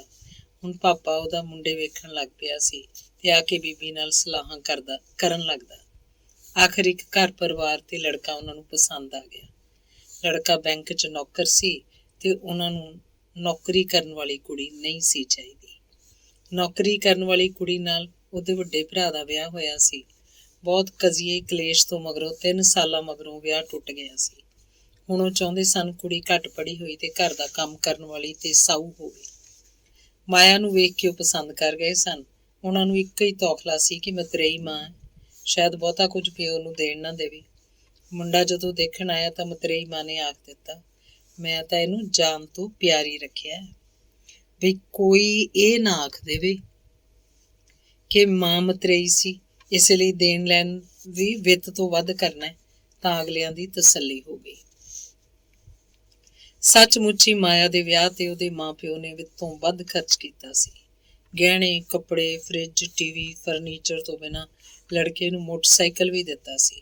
ਅਗਲੇ ਚਾਈਂ ਵਿਆਹ ਕੇ ਆਪਣੇ ਘਰ ਲੈ ਗਏ ਸੀ। ਅੰਗ ਤੀਸਰਾ। ਵਿਆਹ ਕੇ ਆਈ ਮਾਇਆ ਨੇ ਦੇਖਿਆ ਉਹ ਘਰ ਉਹੋ ਜਿਹਾ ਨਹੀਂ ਸੀ ਜਿਹੋ ਜਿਹਾ ਉਹਨੇ ਸੋਚਿਆ ਸੀ। ਨਾ ਹੀ ਉਹ ਬੰਦੇ ਉਹੋ ਜਿਹੇ ਸਨ ਜਿਹੋ ਜਿਹੇ ਉਹਨੇ ਚਿਤਵੇ ਸਨ। ਸਹੁਰਾ ਉਹਦਾ ਮਰ ਚੁੱਕਿਆ ਸੀ। ਸੱਸ ਉਹਦੇ ਜੇਠ ਤੇ ਉਹਦੇ ਘਰ ਵਾਲੇ ਨੂੰ ਇਉਂ ਲੈਂਦੀ ਸੀ ਜਿਵੇਂ ਉਹ ਅਜੇ ਵੀ ਬੇਸਮਝ ਹੋਣ। ਗੱਲ ਗੱਲ ਤੇ ਹਿਦਾਇਤ ਕਰਨੀ, ਹਰੇਕ ਗੱਲ ਬਾਰੇ ਪੁੱਛਦੇ ਰਹਿਣਾ ਤੇ ਤਾੜਦੇ ਰਹਿਣਾ। ਵਿਆਹ ਤੋਂ ਮਗਰੋਂ ਪੇਕੀ ਫੇਰਾ ਪਾਉਣ ਜਦੋਂ ਉਹ ਜਾਣ ਲੱਗੀ ਤਾਂ ਸੱਸ ਬੋਲੀ, ਆਖ ਆਈ ਤੀਏ ਦਿਨ ਨਾ ਲੈਣ ਆਉਣ ਤੁਰੇ ਰਹਿਣ। ਮੇਰੇ ਕੱਲੀ ਕੋਲੋਂ ਘਰ ਦਾ ਖਲਜਗਣ ਨਹੀਂ ਸਾਂਭਿਆ ਜਾਂਦਾ, ਇਸੇ ਖਾਤਰ ਤਾਂ ਮੈਂ ਨੌਕਰੀ ਕਰਨ ਵਾਲੀ ਕੁੜੀ ਨਹੀਂ ਲਈ। ਮਾਇਆ ਅੱਗੋਂ ਕੁਛ ਨਾ ਬੋਲੀ। ਤੀਸਰੇ ਦਿਨ ਉਹ ਪਰਤ ਆਈ ਸੀ। ਸੱਸ ਦੇ ਦੱਸਣ ਅਨੁਸਾਰ ਉਹਨੇ ਚੁੱਲ੍ਹਾ ਚੌਂਕਾ, ਘਰ ਦੀ ਸਫਾਈ, ਕੱਪੜੇ ਧੋਣੇ, ਪ੍ਰੈਸ ਕਰਨੇ ਸਭ ਸਾਂਭ ਲਿਆ ਸੀ। ਫਿਰ ਵੀ ਉਹਦੀ ਸੱਸ ਹਰ ਵੇਲੇ ਉਹਦੇ ਕੰਮਾਂ ਕਾਰਾਂ ਨੂੰ ਤਾੜਦੀ ਰਹਿੰਦੀ। ਕਦੇ ਆਖਦੀ ਤੜਕਾ ਬਹੁਤਾ ਨਹੀਂ ਭੁੰਨੀਦਾ, ਕਦੇ ਆਖਦੀ ਸਬਜ਼ੀ ਨੂੰ ਬਾਰ-ਬਾਰ ਨਹੀਂ ਗਰਮ ਕਰੀਦਾ, ਕਦੇ ਦੱਸਦੀ ਆਟਾ ਨਰਮ ਗੁੰਨੀਦਾ, ਫੁਲਕੇ ਛੋਟੇ ਲਾਈਦੇ ਨੇ, ਵਾਧੂ ਪਕਾ ਕੇ ਅੰਨ ਬਰਬਾਦ ਨਹੀਂ ਕਰੀਦਾ। ਕੱਪੜੇ ਧੋਂਦੀ ਕਦੇ ਆਖਦੀ ਨੀਲ ਘੱਟ ਲਾਇਆ ਤੇ ਕਦੀ ਆਖਦੀ ਨੀਲ ਵੱਧ ਲਾਇਆ। ਝਾੜੂ ਪੋਚਾ ਕਰਦੀ ਕਦੇ ਆਖਦੀ ਫਰਨੈਲ ਦਾ ਪੋਚਾ ਕਿਉਂ ਨਹੀਂ ਲਾਇਆ ਤੇ ਕਦੇ ਆਖਦੀ ਫਰਨੈਲ ਦਾ ਪੋਚਾ ਨਿੱਤ ਥੋੜ੍ਹਾ ਲਾਈਦਾ। ਪਹਿਲੇ ਮਾਇਆ ਨੂੰ ਇਹ ਗੱਲਾਂ ਅਜੀਬ ਲੱਗਦੀਆਂ। ਹੌਲੀ ਹੌਲੀ ਉਹਨੂੰ ਸੁਣਨ ਦੀ ਜਿਵੇਂ ਆਦਤ ਪੈ ਗਈ ਸੀ। ਉਹ ਬਿਨਾਂ ਸ਼ਿਕਵੇ ਸ਼ਿਕਾਇਤ ਦੇ ਸਭ ਇਉਂ ਹੀ ਸਹਿੰਦੀ ਰਹਿੰਦੀ। ਉਹਨੂੰ ਲੱਗਦਾ ਸ਼ਾਇਦ ਸੱਸਾਂ ਇਉਂ ਹੀ ਕਰਦੀਆਂ ਹੁੰਦੀਆਂ ਨੇ, ਪਰ ਉਹਨੂੰ ਇਹ ਗੱਲ ਬੜੀ ਅਜੀਬ ਲੱਗਦੀ ਕਿ ਉਹਦੀ ਸੱਸ ਉਹਦੇ ਪਤੀ ਨਾਲ ਵੀ ਲੜਦੀ ਰਹਿੰਦੀ ਸੀ। ਖਿਝ ਕੇ ਉਹਨੇ ਇੱਕ ਦਿਨ ਮਾਂ ਨੂੰ ਇਹ ਵੀ ਆਖ ਦਿੱਤਾ ਸੀ, ਤੂੰ ਕਲੇਸ਼ ਕੀਤੇ ਬਿਨਾਂ ਨਹੀਂ ਰਹਿ ਸਕਦੀ, ਤੂੰ ਸਾਡੇ ਬਾਪ ਨੂੰ ਵੀ ਤਾਂ ਬਹੁਤ ਤੰਗ ਕੀਤਾ। ਇਸ ਤੇ ਸੱਸ ਉਹਦੀ ਬਹੁਤ ਭੜਕ ਪਈ ਸੀ ਤੇ ਆਖਦੀ ਸੀ, ਤੇਰਾ ਬਾਪੂ ਸੀ ਕਾਸੇ ਜੋਗਾ, ਸਾਰੀ ਉਮਰ ਹਾੜੇ ਹੀ ਰਹੀ, ਆਖੇ ਹਮਨੇ ਜੀ ਉੱਪਰਲੀ ਕਮਾਈ ਨਹੀਂ ਕਰਨੀ, ਜਵਾਕ ਤੱਪੜਾਂ ਵਾਲੇ ਸਕੂਲ 'ਚ ਪੜ੍ਹਾਉਣੇ ਮਨਜ਼ੂਰ ਨੇ, ਉਸੇ ਦੀ ਔਲਾਦ ਹੋ ਨਾ ਤੁਸੀਂ। ਮਾਇਆ ਹੈਰਾਨ ਹੋ ਕੇ ਦੇਖ ਰਹੀ ਸੀ ਕਿ ਨਾ ਪੁੱਤਰ ਮਾਂ ਨੂੰ ਮਾਂ ਸਮਝਦੇ ਨੇ ਤੇ ਨਾ ਹੀ ਮਾਂ ਪੁੱਤਰ ਨੂੰ ਪੁੱਤਰ। ਉਸਦਾ ਪਤੀ ਜਦ ਬੈਂਕ ਤੋਂ ਆਉਂਦਾ ਉਹ ਮਾਇਆ ਨੂੰ ਚਾਹ ਪਾਣੀ ਪੁੱਛਣ ਲਈ ਭੇਜਣ ਦੀ ਥਾਂ ਆਪ ਚਲੀ ਜਾਂਦੀ ਤੇ ਉਹਦੇ ਕਮਰੇ 'ਚੋਂ ਹੀ ਮਾਇਆ ਨੂੰ ਹਾਕ ਮਾਰ ਕੇ ਚਾਹ ਬਣਾ ਕੇ ਦੇ ਜਾਣ ਲਈ ਕਹਿੰਦੀ। ਉਹਨਾਂ ਚਿਰ ਉੱਥੇ ਬੈਠੀ ਇੱਧਰ ਉੱਧਰ ਦੀਆਂ ਗੱਲਾਂ ਕਰਦੀ ਰਹਿੰਦੀ। ਆਪ ਵੀ ਆਪਣੇ ਪੁੱਤਰ ਦੇ ਨਾਲ ਹੀ ਚਾਹ ਪੀਂਦੀ। ਮਗਰੋਂ ਉਹਦੇ ਲਾਹੇ ਕੱਪੜੇ ਮਾਇਆ ਨੂੰ ਫੜਾ ਕੇ ਉਹਦੇ ਪਾਉਣ ਜੋਗੇ ਕੱਪੜੇ ਲਿਆਉਣ ਲਈ ਆਖਦੀ। ਮਾਇਆ ਦਾ ਜੇਠ ਉੱਪਰਲੇ ਚੁਬਾਰੇ 'ਚ ਰਹਿੰਦਾ ਸੀ। ਇੱਕ ਅੱਧੀ ਵਾਰੀ ਛੁੱਟੀ ਵਾਲੇ ਦਿਨ ਮਾਇਆ ਦੀ ਸੱਸ ਨੇ ਮਾਇਆ ਨੂੰ ਜੇਠ ਦਾ ਕਮਰਾ ਸਾਫ਼ ਕਰ ਆਉਣ ਲਈ ਆਖਿਆ ਤਾਂ ਮਾਇਆ ਟਾਲ ਮਟੋਲ ਕਰ ਗਈ। ਇੱਕ ਦੋ ਵਾਰੀ ਉਹਦੀ ਟਾਲ ਮਟੋਲ ਦੇਖ ਇੱਕ ਦਿਨ ਸੱਸ ਖਿੱਚ ਕੇ ਪਈ, ਉਹ ਤੈਨੂੰ ਖਾਂਦਾ ਹੈ? ਮੇਰੇ ਬੱਚੇ ਨਹੀਂ ਇਹੋ ਜਿਹੇ, ਉਹ ਵੀ ਇਸ ਘਰ ਦਾ ਪੁੱਤ ਹੈ, ਬੇਅਕਲ। ਵਿਆਹ ਲਈ ਨਹੀਂ ਮੰਨ ਰਿਹਾ, ਨਹੀਂ ਹੁਣ ਨੂੰ ਤਾਂ ਮੈਂ ਕਦੋਂ ਦੀ ਹੋਰ ਕੁੜੀ ਵਿਆਹ ਲਿਆਂਦੀ। ਪਹਿਲੀ ਨਾਲੋਂ ਵੀ ਚਾਰ ਚੰਦੇ ਚੰਗੀ। ਪਹਿਲੀ ਤਾਂ ਅਸੀਂ ਵਿਚੋਲੇ ਦੀਆਂ ਗੱਲਾਂ 'ਚ ਆ ਕੇ ਕਲਾਈ ਸਿਹੜ ਲਈ ਸੀ। ਚੱਲ ਚੰਗਾ ਹੋਇਆ, ਮੁੰਡੇ ਦਾ ਛੁਟਕਾਰਾ ਹੋ ਗਿਆ। ਪਰ ਇਹ ਹੈ ਕਿ ਦਿਲ ਨੂੰ ਹੀ ਲਾ ਕੇ ਬੈਠ ਗਿਆ। ਇਹੋ ਜਿਹੀ ਕੁਲੱਛਣੀ ਨਾ ਕਿਸੇ ਦੇ ਜੰਮੇ ਨਾ ਕਿਸੇ ਦੇ ਆਵੇ। ਤੜਕੇ ਸੱਜ ਵੱਜ ਕੇ ਖਾ ਪੀ ਕੇ ਟਿਪ ਟਿਪ ਕਰਦੀ ਤੁਰ ਪੈਂਦੀ। ਅਖੇ ਹਮ ਤੋਂ ਨੌਕਰੀ ਕਰਨੇ ਜਾ ਰਹੇ ਹਾਂ ਤੇ ਮਹੀਨੇ ਮਗਰੋਂ ਤਨਖਾਹ ਲਿਆ ਕੇ ਆਪਣੇ ਕੁੰਦੂ ਕੋਸੇ ਕਰ ਲੈਣੇ। ਇਹ ਭਲਾ ਭਲੇ ਘਰਾਂ ਦੀਆਂ ਧੀਆਂ ਭੈਣਾਂ ਦੇ ਚੱਜ ਨੇ। ਬੇਭਾਗ, ਆਪ ਘਰੋਂ ਘਾਟੋਂ ਗਈ, ਸਾਡਾ ਕੀ ਗਿਆ, ਅਸੀਂ ਤਾਂ ਮੁੰਡੇ ਨੂੰ ਹੋਰ ਵਿਆਹ ਲਾਂਗੇ। ਉਹ ਬੁੜ ਕਰਦੀ ਰਹਿੰਦੀ। ਮਾਇਆ ਨੂੰ ਸਮਝ ਨਹੀਂ ਸੀ ਲੱਗਦੀ ਉਹ ਇਹ ਸਭ ਗੱਲਾਂ ਉਹਨੂੰ ਕਿਉਂ ਸੁਣਾ ਰਹੀ ਹੈ। ਪਤੀ ਉਹਦਾ ਤੜਕੇ ਹੀ ਨਹਾ ਧੋ ਕੇ ਤਿਆਰ ਹੋ ਕੇ ਬੈਂਕ ਚਲਿਆ ਜਾਂਦਾ।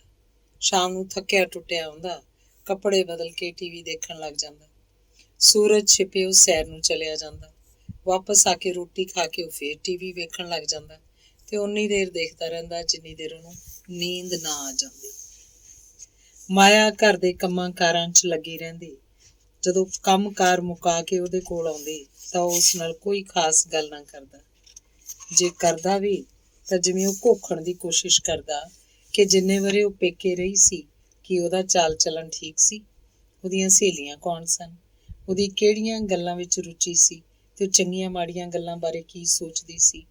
ਉਸ ਤੋਂ ਉਹਦੇ ਕਿਸੇ ਮਿੱਤਰ ਜਾਂ ਸਹੇਲੀ ਦੇ ਕਿਸੇ ਭਰਾ ਜਾਂ ਕਿਸੇ ਦੂਰ ਪਾਰ ਦੇ ਰਿਸ਼ਤੇਦਾਰ ਨਾਲ ਕੋਈ ਬੀਤੀ ਸਾਂਝ ਦਾ ਥਹੁ ਪਤਾ ਲਾਉਣ ਲਈ ਅਨੇਕ ਤਰ੍ਹਾਂ ਦੇ ਸਵਾਲ ਪੁੱਛਦਾ ਤੇ ਆਖਰ ਸੋਚਦਾ ਇਹ ਤਾਂ ਉਂਝ ਹੀ ਹੈ, ਸਧਾਰਨ ਬੁੱਧੀ ਦੀ ਮਾਲਕ, ਇਹਨੂੰ ਤੇ ਅੱਜ ਕੱਲ੍ਹ ਦੇ ਜ਼ਮਾਨੇ ਦਾ ਪਤਾ ਹੀ ਨਹੀਂ। ਕਦੇ ਕਦੇ ਉਹਨੂੰ ਇਉਂ ਵੀ ਲੱਗਦਾ ਕਿ ਸ਼ਾਇਦ ਇਹ ਜ਼ਿਆਦਾ ਹੀ ਚਲਾਕ ਹੈ। ਮਾਇਆ ਦੀ ਮਾਂ ਮਿਲਣ ਆਉਂਦੀ, ਬੜੀਆਂ ਚੀਜ਼ਾਂ ਲੈ ਕੇ ਆਉਂਦੀ। ਉਹਦੇ ਵਿਆਹ 'ਚ ਵੀ ਬਥੇਰਾ ਕੁਝ ਦਿੱਤਾ ਸੀ। ਫਿਰ ਵੀ ਉਹਦੀ ਸੱਸ ਦੇ ਕੋਈ ਚੀਜ਼ ਵੀ ਜਿਵੇਂ ਨਖਰੇ ਹੇਠ ਨਹੀਂ ਸੀ ਆਉਂਦੀ। ਉਹ ਆਖਦੀ, ਮੇਰੇ ਪਿਓ ਨੇ ਮਾਰ ਇੰਨੇ ਗਹਿਣੇ ਪਾਏ ਸੀ, ਇੰਨਾ ਦਿੱਤਾ ਦਾਤ ਦਿੱਤਾ ਸੀ। ਅੱਜ ਕੱਲ੍ਹ ਤਾਂ ਲੋਕ ਬਹੁਤੇ ਲਿਫਾਫੇਬਾਜ਼ ਨੇ। ਅਸੀਂ ਤਾਂ ਕਿਸੇ ਤੋਂ ਕੁਝ ਮੰਗਿਆ ਹੀ ਨਹੀਂ, ਨਹੀਂ ਤਾਂ ਲੋਕ ਅੜ ਕੇ ਚੀਜ਼ਾਂ ਲੈਂਦੇ ਨੇ। ਸੋਚਦੇ ਹਾਂ ਜਿਹਨੇ ਧੀ ਦੇ ਦਿੱਤੀ ਪਿੱਛੇ ਕੀ ਰੱਖ ਲਿਆ। ਮਾਇਆ ਦੀ ਮਾਂ ਆਖਦੀ, ਆਹੋ ਜੀ, ਭਲੇ ਲੋਕਾਂ ਦੀ ਇਹੋ ਤਾਂ ਨਿਸ਼ਾਨੀ ਹੁੰਦੀ ਹੈ। ਮੇਰੀ ਕੁੜੀ ਵੀ ਤਾਂ ਸੱਤਿਆਮਾਨ ਨਿਰੀ ਗਊ ਹੈ। ਇੱਕ ਲਫ਼ਜ਼ ਕਿਹੜਾ ਕਦੇ ਤੁਹਾਡੇ ਉਲਟ ਬੋਲਦੀ ਹੈ। ਉਲਟ ਬੋਲਣ ਨੂੰ ਕਿਹੜਾ ਅਸੀਂ ਉਹਦੇ ਸੋਟਾ ਮਾਰਦੇ ਹਾਂ। ਸਾਡੇ ਘਰ ਦਾ ਕਾਹਦਾ ਘੱਟ ਹੈ, ਤਿੰਨਾਂ ਜੀਆਂ ਦਾ ਟੱਬਰ ਹੈ, ਕੰਮ ਵੀ ਕਿਹੜਾ ਬਹੁਤਾ ਹੈ। ਮੈਂ ਤਾਂ ਆਖਿਆ ਸੀ ਭਾਂਡੇ ਮਾਂਜਣ ਤੇ ਮਾਈ ਲਾ ਲੈ, ਆਖਦੀ ਹੈ ਚਾਰ ਤਾਂ ਪਲੇਟਾਂ ਹੁੰਦੀਆਂ ਨੇ, ਮੈਂ ਹੀ ਕਰ ਲਿਆ ਕਰੂੰ। ਮਾਇਆ ਨੇ ਉਲਟਾ ਕੇ ਇਹ ਨਹੀਂ ਕਿਹਾ ਕਿ ਮੈਂ ਕਦੋਂ ਇਹ ਆਖਿਆ, ਮੈਂ ਤਾਂ ਆਪ ਸਗੋਂ ਸਾਰਾ ਕੰਮ ਕਰਦੀ ਥੱਕ ਜਾਂਦੀ ਹਾਂ। ਇੱਕ ਵਾਰੀ ਮਾਇਆ ਦਾ ਪਿਓ ਉਹਨਾਂ ਦੇ ਸ਼ਹਿਰੋਂ ਲੰਘਦਾ ਉਹਨੂੰ ਮਿਲਣ ਆ ਗਿਆ। ਸੋਚਦਾ ਸੀ ਕੁੜੀ ਦਾ ਹਾਲ ਚਾਲ ਪੁੱਛ ਲਵਾਂ। ਸੱਸ ਉਹਦੇ ਕੋਲ ਬੈਠੀ ਗੱਲਾਂ ਕਰਦੀ ਰਹੀ। ਇੰਨੇ ਨੂੰ ਰਿਪਦਮਨ ਮਾਇਆ ਦਾ ਪਤੀ ਬੈਂਕ ਤੋਂ ਆ ਗਿਆ। ਪਤਾ ਨਹੀਂ ਕਿਉਂ ਆਪਣੇ ਸਹੁਰੇ ਨਾਲ ਆਪਣੀ ਮਾਂ ਨੂੰ ਗੱਲਾਂ ਕਰਦੇ ਵੇਖ ਉਹਦੇ ਮੱਥੇ ਤੇ ਤਿਉੜੀਆਂ ਪੈ ਗਈਆਂ। ਮਾਇਆ ਦਾ ਬਾਪ ਕੁਝ ਚਿਰ ਮਗਰੋਂ ਚਾਹ ਦਾ ਕੱਪ ਪੀ ਕੇ ਮੁੜ ਗਿਆ। ਸਹੁਰੇ ਤੇ ਜਾਣ ਮਗਰੋਂ ਮਾਂ ਨੂੰ ਖਿਝ ਕੇ ਪਿਆ ਕਿ ਉਹਦੀ ਧੀ ਨੂੰ ਬੈਠਣ ਦਿੰਦੀ ਉਹਦੇ ਕੋਲ, ਤੂੰ ਉਹਦੇ ਕੋਲ ਬੈਠੀ ਕੀ ਕਰਦੀ ਸੀ। ਮਾਇਆ ਦੀ ਸੱਸ ਅੱਗ ਭਬੂਕਾ ਹੋ ਕੇ ਬੋਲੀ, ਉਹ ਕੀ ਮੈਨੂੰ ਮੂੰਹ 'ਚ ਪਾ ਲੈਂਦਾ, ਇਵੇਂ ਤੇਰਾ ਪਿਓ ਕਰਦਾ ਹੁੰਦਾ ਸੀ। ਨਾ ਕਦੇ ਕਿਸੇ ਦੇ ਘਰ ਲੈ ਕੇ ਜਾਣਾ, ਨਾ ਕਦੇ ਨਾਲ ਬਾਜ਼ਾਰ ਜਾਂਦਾ, ਗੱਲ ਤੇ ਖਿਜਿਆ ਰਹਿੰਦਾ। ਮਾੜੀ ਜੀ ਕਿਸੇ ਨਾਲ ਮੈਂ ਗੱਲ ਕੀ ਕਰ ਲੈਂਦੀ, ਸਾਰਾ ਦਿਨ ਵਿਉਹ ਘੋਲਦਾ ਰਹਿੰਦਾ। ਉਹ ਪਾਗਲ ਤਾਂ ਨਹੀਂ ਸੀ, ਵਿਉਹ ਘੋਲਦਾ ਸੀ, ਰਿਪੁਦਮਨ ਬੋਲਿਆ। ਆਦਮੀ ਪਾਗਲ ਹੀ ਹੁੰਦੇ ਨੇ, ਆਪ ਤਾਂ ਕੁੱਤਿਆਂ ਵਾਂਗ ਬਾਹਰ ਫਿਰਦੇ ਰਹਿਣਗੇ ਤੇ ਤੀਵੀਆਂ ਨੂੰ ਆਖਣਗੇ ਭੋਰੇ 'ਚ ਪਾ ਕੇ ਰੱਖੀਏ। ਮਾਇਆ ਦੀ ਸੱਸ ਆਖ ਰਹੀ ਸੀ, ਪਰ ਮਾਇਆ ਨੂੰ ਸਮਝ ਨਹੀਂ ਸੀ ਲੱਗ ਰਹੀ। ਕਿ ਪੁਰਾਣੀਆਂ ਗੱਲਾਂ ਨੂੰ ਲੈ ਕੇ ਹੁਣ ਕਿਉਂ ਖਿੱਚਦੇ ਨੇ। ਜਾਣ ਲੱਗਿਆ ਮਾਇਆ ਦਾ ਬਾਪ ਮਾਇਆ ਨੂੰ 100 ਰੁਪਏ ਦੇ ਗਿਆ ਸੀ। ਮਾਇਆ ਦੀ ਸੱਸ ਨੂੰ ਇਹ ਗੱਲ ਬੜੀ ਬੁਰੀ ਲੱਗੀ। ਉਹ ਆਖਦੀ ਸੀ, ਆਹ ਨਾਲ ਵਾਲਿਆਂ ਦੀ ਬਹੂ ਦਾ ਪਿਓ ਮਿਲਣ ਆਇਆ, ਮਾਰ ਕਾਰ ਭਰ ਕੇ ਚੀਜ਼ਾਂ ਦੀ ਲਿਆਇਆ। ਉਹਨਾਂ ਨੇ ਸਾਡੇ ਘਰ ਵੀ ਮਠਿਆਈ ਭੇਜੀ, ਆਖੇ ਬਹੂ ਦਾ ਪਿਓ ਆਇਆ, ਇੱਥੇ 100 ਰੁਪਈਆ ਦੇ ਕੇ ਤੁਰ ਗਿਆ। 100 ਦਾ ਅੱਜ ਕੱਲ੍ਹ ਕੀ ਆਉਂਦਾ, 10 'ਚ ਚੱਲਦਾ। ਕਈ ਵਾਰੀ ਮਾਇਆ ਨੂੰ ਬਹੁਤ ਦੇਰ ਤੱਕ ਨੀਂਦ ਨਾ ਆਉਂਦੀ।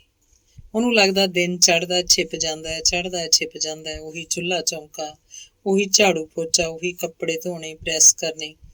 ਕੀ ਸਾਰੀ ਜ਼ਿੰਦਗੀ ਇਉਂ ਹੀ ਲੰਘ ਜਾਏਗੀ? ਨਹੀਂ ਲੰਘੇਗੀ ਤਾਂ ਹੋਰ ਕੀ। ਉਹਨੂੰ ਆਪ ਨੂੰ ਵੀ ਕੋਈ ਸਮਝ ਨਾ ਲੱਗਦੀ। ਕਦੇ ਕਦੇ ਉਹ ਪੇਕੀ ਜਾ ਆਉਂਦੀ, ਕਦੇ ਕਦੇ ਉਹਨਾਂ ਦੇ ਘਰ ਕੋਈ ਮਹਿਮਾਨ ਆ ਜਾਂਦਾ, ਕਦੇ ਕਦਾਈ ਉਹਦੀ ਸੱਸ ਉਹਨੂੰ ਕੋਈ ਕੱਪੜਾ ਲੀੜਾ ਲੈ ਦਿੰਦੀ, ਤੇ ਕਦੇ ਕਦਾਈ ਉਹਦਾ ਪਤੀ ਉਹਨੂੰ ਆਖਦਾ, ਬੈਠ ਕੇ ਟੀਵੀ ਵੀ ਦੇਖ ਲੈ। ਇਉਂ ਹੀ ਦਿਨ, ਮਹੀਨੇ ਤੇ ਸਾਲ ਲੰਘਦੇ ਗਏ। ਉਹ ਆਪ ਵੀ ਹੈਰਾਨ ਹੁੰਦੀ, ਇੰਨੇ ਮਹੀਨੇ ਤੇ ਸਾਲ ਕਿਵੇਂ ਲੰਘ ਗਏ। ਤੇ ਫਿਰ ਇੱਕ ਦਿਨ ਉਹਦੀ ਸੱਸ ਨੇ ਖਿਝ ਕੇ ਆਖਿਆ, ਹੋਰ ਕਿੰਨਾ ਚਿਰ ਮੈਂ ਤੇਰੇ ਮੂੰਹ ਵੱਲ ਵੇਖਦੀ ਰਹਾਂ? ਮੈਨੂੰ ਤੇਰੇ ਵਰਗੀ ਫੰਡਰ ਨਹੀਂ ਚਾਹੀਦੀ। ਪੇਕੀ ਜਾ ਕੇ ਡਾਕਟਰਨੀਆਂ, ਵੈਦਾਂ, ਹਕੀਮਾਂ ਜਾਂ ਦਾਈਆਂ, ਜਿੱਥੋਂ ਮਰਜ਼ੀ ਇਲਾਜ ਕਰਵਾ, ਮੈਨੂੰ ਜਵਾਕ ਚਾਹੀਦਾ। ਕਿਸਮਤ ਵਾਲੀਆਂ ਦੀ ਵਰੇ ਦੇ ਅੰਦਰ ਅੰਦਰ ਕੁੱਖ ਹਰੀ ਹੋ ਜਾਂਦੀ ਹੈ। ਤੇ ਇਸ ਬੇਭਾਗ ਦੇ ਮੂੰਹ ਕੰਨੀ ਝਾਕਦਿਆਂ 3 ਸਾਲ ਲੰਘ ਗਏ ਨੇ। ਅਗਲੇ ਹੀ ਦਿਨ ਉਹਨੇ ਆਪਣੀ ਮਾਂ ਨੂੰ ਫੋਨ ਕਰ ਦਿੱਤਾ ਕਿ ਮੈਨੂੰ ਆ ਕੇ ਲੈ ਜਾਵੇ। ਤੀਸਰੇ ਦਿਨ ਉਹਦਾ ਪਿਓ ਚਿੰਤਾ ਦਾ ਮਾਰਿਆ ਆ ਪਹੁੰਚਿਆ ਤੇ ਬੜਾ ਫਿਕਰਮੰਦ ਸੀ ਕਿ ਮਾਇਆ ਦੇ ਸਹੁਰੇ ਤਾਂ ਉਹਨੂੰ 2-4 ਦਿਨ ਲਈ ਵੀ ਨਹੀਂ ਸੀ ਭੇਜਦੇ ਹੁੰਦੇ। ਤੇ ਹੁਣ ਮਾਇਆ ਆਖਦੀ ਹੈ, ਮੈਨੂੰ ਆ ਕੇ ਲੈ ਜਾਓ, ਮੈਂ ਕੁਝ ਦੇਰ ਰਹਿ ਕੇ ਆਉਣਾ ਚਾਹੁੰਦੀ ਹਾਂ। ਮਾਇਆ ਦੇ ਚਲੇ ਜਾਣ ਮਗਰੋਂ ਇੱਕ ਦਿਨ ਸੱਸ ਉਹਦੀ ਕਿਸੇ ਗੱਲ ਕਰਕੇ ਰਿਪੁਦਮਨ ਨੂੰ ਭਵਕ ਕੇ ਪਈ। ਨਾ ਤੂੰ ਕੀ ਗੱਲ ਤੇ ਘੁਰ ਕਰਦਾ ਰਹਿਣਾ? ਤੂੰ ਸਮਝਦਾ ਕੀ ਆਪਣੇ ਆਪ ਨੂੰ? ਇਵੇਂ ਹੀ ਤੇਰਾ ਪਿਓ ਸਾਰੀ ਉਮਰ ਲਹੂ ਪੀਂਦਾ ਰਿਹਾ। ਪਿਓ ਲਹੂ ਪੀਂਦਾ ਰਿਹਾ ਕਿ ਤੂੰ ਪਿਓ ਦਾ ਲਹੂ ਪੀਂਦੀ ਰਹੀ? ਜਦੋਂ ਜੀਅ ਕਰਦਾ ਸੀ, ਜਿੱਧਰ ਨੂੰ ਜੀਅ ਕਰਦਾ ਸੀ, ਚੁੰਨੀ ਚੁੱਕ ਕੇ ਤੁਰ ਪੈਂਦੀ ਸੀ। ਤੈਨੂੰ ਸੀ ਕੋਈ ਪਰਵਾਹ ਆਪਣੇ ਪਤੀ ਜਾਂ ਆਪਣੇ ਬੱਚਿਆਂ ਦੀ?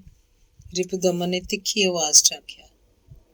ਜੋ ਕੁਝ ਤੇਰਾ ਪਿਓ ਆਖਦਾ ਹੁੰਦਾ ਸੀ, ਉਹੀ ਹੁਣ ਤੂੰ ਆਖਣ ਲੱਗ ਪਿਆ। ਮੈਂ ਕੋਈ ਤੁਹਾਡੀ ਜਰ ਖਰੀਦ ਆ ਵੀ ਹਰੇਕ ਗੱਲ ਪੁੱਛ ਕੇ ਕਰਿਆ ਕਰਾਂ? ਅਸੀਂ ਤਾਂ ਕੀ, ਤੇਰੇ ਕੋਲੋਂ ਤਾਂ ਤੇਰੀ ਸਕੀ ਭੈਣ ਮਾਸੀ ਵੀ ਦੁਖੀ ਸੀ। ਹੁਣ ਜੋ ਮਰਜ਼ੀ ਗੱਲਾਂ ਮਾਰੀ ਜਾ।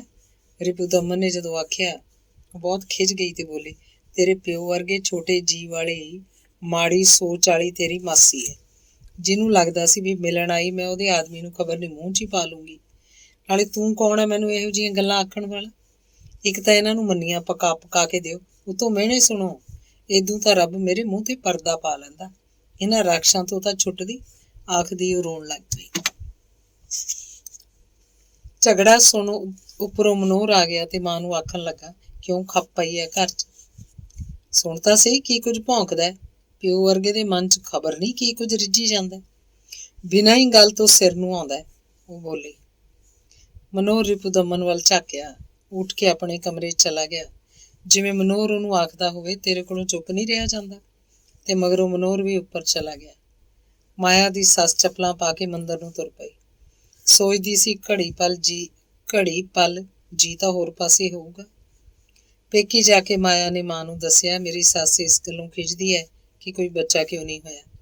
ਬੀਬੀ ਉਹਦੀ ਅਗਲੇ ਹੀ ਦਿਨ ਡਾਕਟਰਨੀ ਕੋਲ ਲੈ ਗਈ। ਉਹਨੇ ਕੁਝ ਟੈਸਟ ਕੀਤੇ, ਕੁਝ ਦਵਾਈਆਂ ਦਿੱਤੀਆਂ, ਨਾਲ ਹੀ ਆਖਿਆ, ਜੇ ਇਹਨਾਂ ਨਾਲ ਫਾਇਦਾ ਨਾ ਹੋਇਆ ਤਾਂ ਤੇਰੇ ਘਰ ਵਾਲੇ ਦੇ ਵੀ ਟੈਸਟ ਕਰਨੇ ਪੈਣਗੇ। ਮਹੀਨਾ ਦਵਾਈ ਖਾ ਕੇ, ਇੰਜੈਕਸ਼ਨ ਲਗਵਾ ਕੇ ਉਹ ਸਹੁਰੀ ਵਾਪਸ ਚਲੀ ਗਈ। ਮਗਰੋਂ ਮਾਂ ਉਹਦੀ ਸੁੱਖ ਸੁਨੇਹਾ ਉਡੀਕਦੀ ਰਹੀ। 2 ਕੁ ਮਹੀਨਿਆਂ ਮਗਰੋਂ ਖੁਸ਼ਖਬਰੀ ਆ ਗਈ ਕਿ ਮਾਇਆ ਦੇ ਘਰ ਬਾਲ ਹੋਣ ਵਾਲਾ ਹੈ। ਮਾਇਆ ਨੂੰ ਚੱਕਰ ਆਉਂਦੇ, ਉਲਟੀਆਂ ਆਉਂਦੀਆਂ। ਸੱਸ ਉਹਦੀ ਆਖਦੀ, ਬਹੁਤੇ ਪਖੰਡ ਨਾ ਕਰੀ, ਸਾਰੀਆਂ ਹੀ ਜਨਾਨੀਆਂ ਜਵਾਕ ਜੰਮਦੀਆਂ ਨੇ। ਮਾਇਆ ਉਸੇ ਤਰ੍ਹਾਂ ਸਭ ਕੁਝ ਸਹਿੰਦੀ, ਔਖੀ ਸੌਖੀ ਸਾਰਾ ਕੰਮ ਧੰਦਾ ਕਰਦੀ ਰਹੀ। ਪਤੀ ਉਹਦਾ ਉਸੇ ਤਰ੍ਹਾਂ ਬੈਂਕ ਜਾਂਦਾ, ਟੀਵੀ ਦੇਖਦਾ, ਸੈਰ ਕਰਦਾ, ਰਾਤ ਨੂੰ ਸੌਂ ਜਾਂਦਾ। ਉਹਦਾ ਬੜਾ ਮਨ ਕਰਦਾ ਉਸ ਨਾਲ ਨਿੱਕੀਆਂ ਨਿੱਕੀਆਂ ਗੱਲਾਂ ਕਰੇ, ਘਰ-ਬਾਰ ਦੀਆਂ, ਭਵਿੱਖ 'ਚ ਆਉਣ ਵਾਲੇ ਬੱਚੇ ਦੀਆਂ। ਉਹ ਕੋਈ ਬਹੁਤਾ ਧਿਆਨ ਨਾ ਦਿੰਦਾ। ਹਾਰ ਕੇ ਉਹ ਆਪ ਹੀ ਉਸ ਨਾਲ ਨਿੱਕੀਆਂ ਨਿੱਕੀਆਂ ਗੱਲਾਂ ਛੋਹ ਲੈਂਦੀ। ਕਦੇ ਉਹ ਸੁਣ ਲੈਂਦਾ, ਕਦੇ ਹਾਂ ਹੂੰ ਕਰਕੇ ਛੱਡਦਾ, ਤੇ ਕਦੇ ਸਵਾਲ ਜਵਾਬ ਵੀ ਕਰਨ ਲੱਗ ਜਾਂਦਾ। ਮਾਇਆ ਉਹਨੂੰ ਦੱਸਣਾ ਚਾਹੁੰਦੀ ਸੀ ਕਿ ਕੁੜੀ ਹੋਈ ਤਾਂ ਕੀ ਨਾਂ ਰੱਖੇਗੀ, ਮੁੰਡਾ ਹੋਇਆ ਤਾਂ ਕੀ ਨਾਂ ਰੱਖੇਗੀ। ਉਹ ਇਹ ਵੀ ਕਹਿਣਾ ਚਾਹੁੰਦੀ ਸੀ ਕਿ ਭਾਵੇਂ ਛੋਟਾ ਜਿਹਾ ਹੀ ਸਹੀ, ਉਹਨੂੰ ਇੱਕ ਅੱਡ ਆਪਣਾ ਕਮਰਾ ਦੇ ਦਿਓ। ਪਰ ਪਤੀ ਉਹਦਾ ਆਖਦਾ ਸੀ, ਪਿਓ ਨੂੰ ਆਖਣਾ ਸੀ ਕਿਸੇ ਅਮੀਰ ਨਾਲ ਵਿਆਹੁੰਦਾ, ਜਿੱਥੇ ਹਰ ਬੰਦੇ ਕੋਲ ਆਪਣਾ ਕਮਰਾ ਹੁੰਦਾ, ਅਟੈਚਡ ਬਾਥਰੂਮ ਵਾਲਾ, ਜਿਸ 'ਚ TV, ਫਰਿੱਜ ਤੇ ਨਾਲ ਹੀ ਸੋਫਾ, ਪਲੰਗ ਤੇ ਟੈਲੀਫੋਨ ਵੀ ਲੱਗੇ ਹੁੰਦੇ। ਉਹ ਮਨ 'ਚ ਸੋਚਦੀ, TV, ਫਰਿੱਜ, ਟੈਲੀਫੋਨ, ਸੋਫਾ ਭਾਵੇਂ ਨਾ ਹੋਵੇ, ਉੱਥੇ ਛੋਟਾ ਜਿਹਾ ਰੇਡੀਓ ਹੋਵੇ, ਇੱਕ ਤਖਤਪੋਸ਼ ਤੇ 2 ਕੁ ਤਸਵੀਰਾਂ। ਹੋ ਸਕਦਾ ਬੱਚਾ ਹੋਣ ਵੇਲੇ ਤੇ ਉਸ ਤੋਂ ਪਿੱਛੋਂ ਉਹਨੂੰ ਕੋਈ ਅਲੱਗ ਕਮਰਾ ਮਿਲ ਜਾਏ। ਇਹ ਸੋਚਦੀ ਉਹ ਬੱਚੇ ਦੀ ਆਮਦ ਨੂੰ ਉਡੀਕਣ ਲੱਗ ਪੈਂਦੀ। ਅੰਗ ਚੌਥਾ। ਹੁਣ ਸੱਸ ਦਾ ਵਤੀਰਾ ਕੁਝ ਨਰਮ ਪੈ ਗਿਆ ਸੀ। ਕੰਮ ਭਾਵੇਂ ਉਹਨੂੰ ਫਿਰ ਵੀ ਸਾਰੇ ਕਰਨੇ ਪੈਂਦੇ ਸਨ, ਪਰ ਹੁਣ ਸੱਸ ਦੇ ਹੁਕਮਾਂ ਵਿੱਚ ਤਲਖੀ ਘਟ ਗਈ ਸੀ। ਹੁਣ ਤਾਂ ਉਹਨੂੰ ਰਾਤ ਵੇਲੇ ਇੱਕ ਗਲਾਸ ਦੁੱਧ ਦਾ ਪੀ ਲੈਣ ਲਈ ਵੀ ਆਖਦੀ ਸੀ। ਪਤੀ ਉਹਦੇ ਨੂੰ ਬੱਚੇ ਹੋਣ ਜਾਂ ਨਾ ਹੋਣ 'ਚ ਕੋਈ ਦਿਲਚਸਪੀ ਨਹੀਂ ਸੀ। ਉਹ ਤੇ ਸਗੋਂ ਆਖਦਾ ਸੀ, ਕਈ ਮਹੀਨੇ ਤਾਂ ਤੂੰ ਤੋਪ ਜੀ ਬਣੀ ਫਿਰੇਂਗੀ, ਕਈ ਜਨਾਨੀਆਂ ਤਾਂ ਪਿੱਛੋਂ ਵੀ ਮੋਟੀਆਂ ਹੀ ਰਹਿ ਜਾਂਦੀਆਂ ਨੇ, ਤੂੰ ਜੇ ਇਸ ਤਰ੍ਹਾਂ ਦੀ ਹੋ ਗਈ ਤਾਂ ਬਹੁਤ ਭੱਦੀ ਲੱਗੇਗੀ। ਉਹ ਚੁੱਪ ਕਰਕੇ ਸਭ ਕੁਝ ਸੁਣ ਲੈਂਦੀ। ਬੀਬੀ ਉਹਦੀ ਟੈਲੀਫੋਨ ਤੇ ਹਦਾਇਤਾਂ ਕਰਦੀ ਰਹੀ, ਉੱਚੇ ਨੀਵੇਂ ਪੈਰ ਨਹੀਂ ਰੱਖਣਾ, ਭਾਰੀ ਚੀਜ਼ ਨਹੀਂ ਚੁੱਕਣੀ, ਰੈਗੂਲਰਲੀ 15-20 ਦਿਨਾਂ ਮਗਰੋਂ ਡਾਕਟਰਨੀ ਕੋਲ ਜਾ ਕੇ ਚੈੱਕਅਪ ਕਰਾਉਂਦੀ ਰਹੀ, ਨਾਲ ਤਾਕਤ ਦੀਆਂ ਗੋਲੀਆਂ ਵੀ ਜ਼ਰੂਰ ਖਾਈ, ਨਹੀਂ ਤਾਂ ਬੱਚਾ ਕਮਜ਼ੋਰ ਰਹਿ ਜਾਏਗਾ। ਉਹ ਹਰ ਗੱਲ ਨੂੰ 7 ਬਚਨ ਕਰਕੇ ਮੰਨਦੀ। ਇਉਂ ਹੀ 2.5 ਮਹੀਨੇ ਲੰਘ ਗਏ। ਜਦੋਂ ਇੱਕ ਦਿਨ ਮੰਦਰ ਤੋਂ ਵਾਪਸ ਆਉਂਦੀ ਉਹਦੀ ਸੱਸ ਆਪਣੀ ਇੱਕ ਸਹੇਲੀ ਦੇ ਘਰ ਹੋ ਕੇ ਆਈ। ਆਉਂਦਿਆਂ ਹੀ ਮਾਇਆ ਨੂੰ ਆਖਣ ਲੱਗੀ, ਮੇਰਾ ਖਿਆਲ ਹੈ ਆਪਾਂ ਟੈਸਟ ਕਰਵਾ ਲਈਏ। ਅੱਜ ਕੱਲ੍ਹ ਨਹੀਂ ਕੋਈ ਕੁੜੀ ਰੱਖਦਾ, ਝੱਟ ਸਫਾਈ ਕਰਵਾ ਦਿੰਦੇ ਨੇ।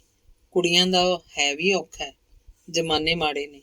ਜੰਮਦੀ ਤੋਂ ਲੈ ਕੇ ਬਗਾਨੇ ਘਰ ਤੋਰਨ ਤੱਕ ਰਾਖੀਆਂ ਰੱਖੋ, ਪੜ੍ਹਾਈਆਂ ਕਰਵਾਓ ਤੇ ਫਿਰ ਸਾਰਾ ਘਰ ਕੁਲੰਝ ਕੇ ਅਗਲਿਆਂ ਦੇ ਬਾਰ ਸੁੱਟੋ, ਨਾਲ ਹੱਥ ਜੋੜੋ, ਤਾਂ ਜਾ ਕੇ ਕੁੜੀ ਨੂੰ ਬਾਰ ਤੋਂ ਉਠਾ ਲਓ।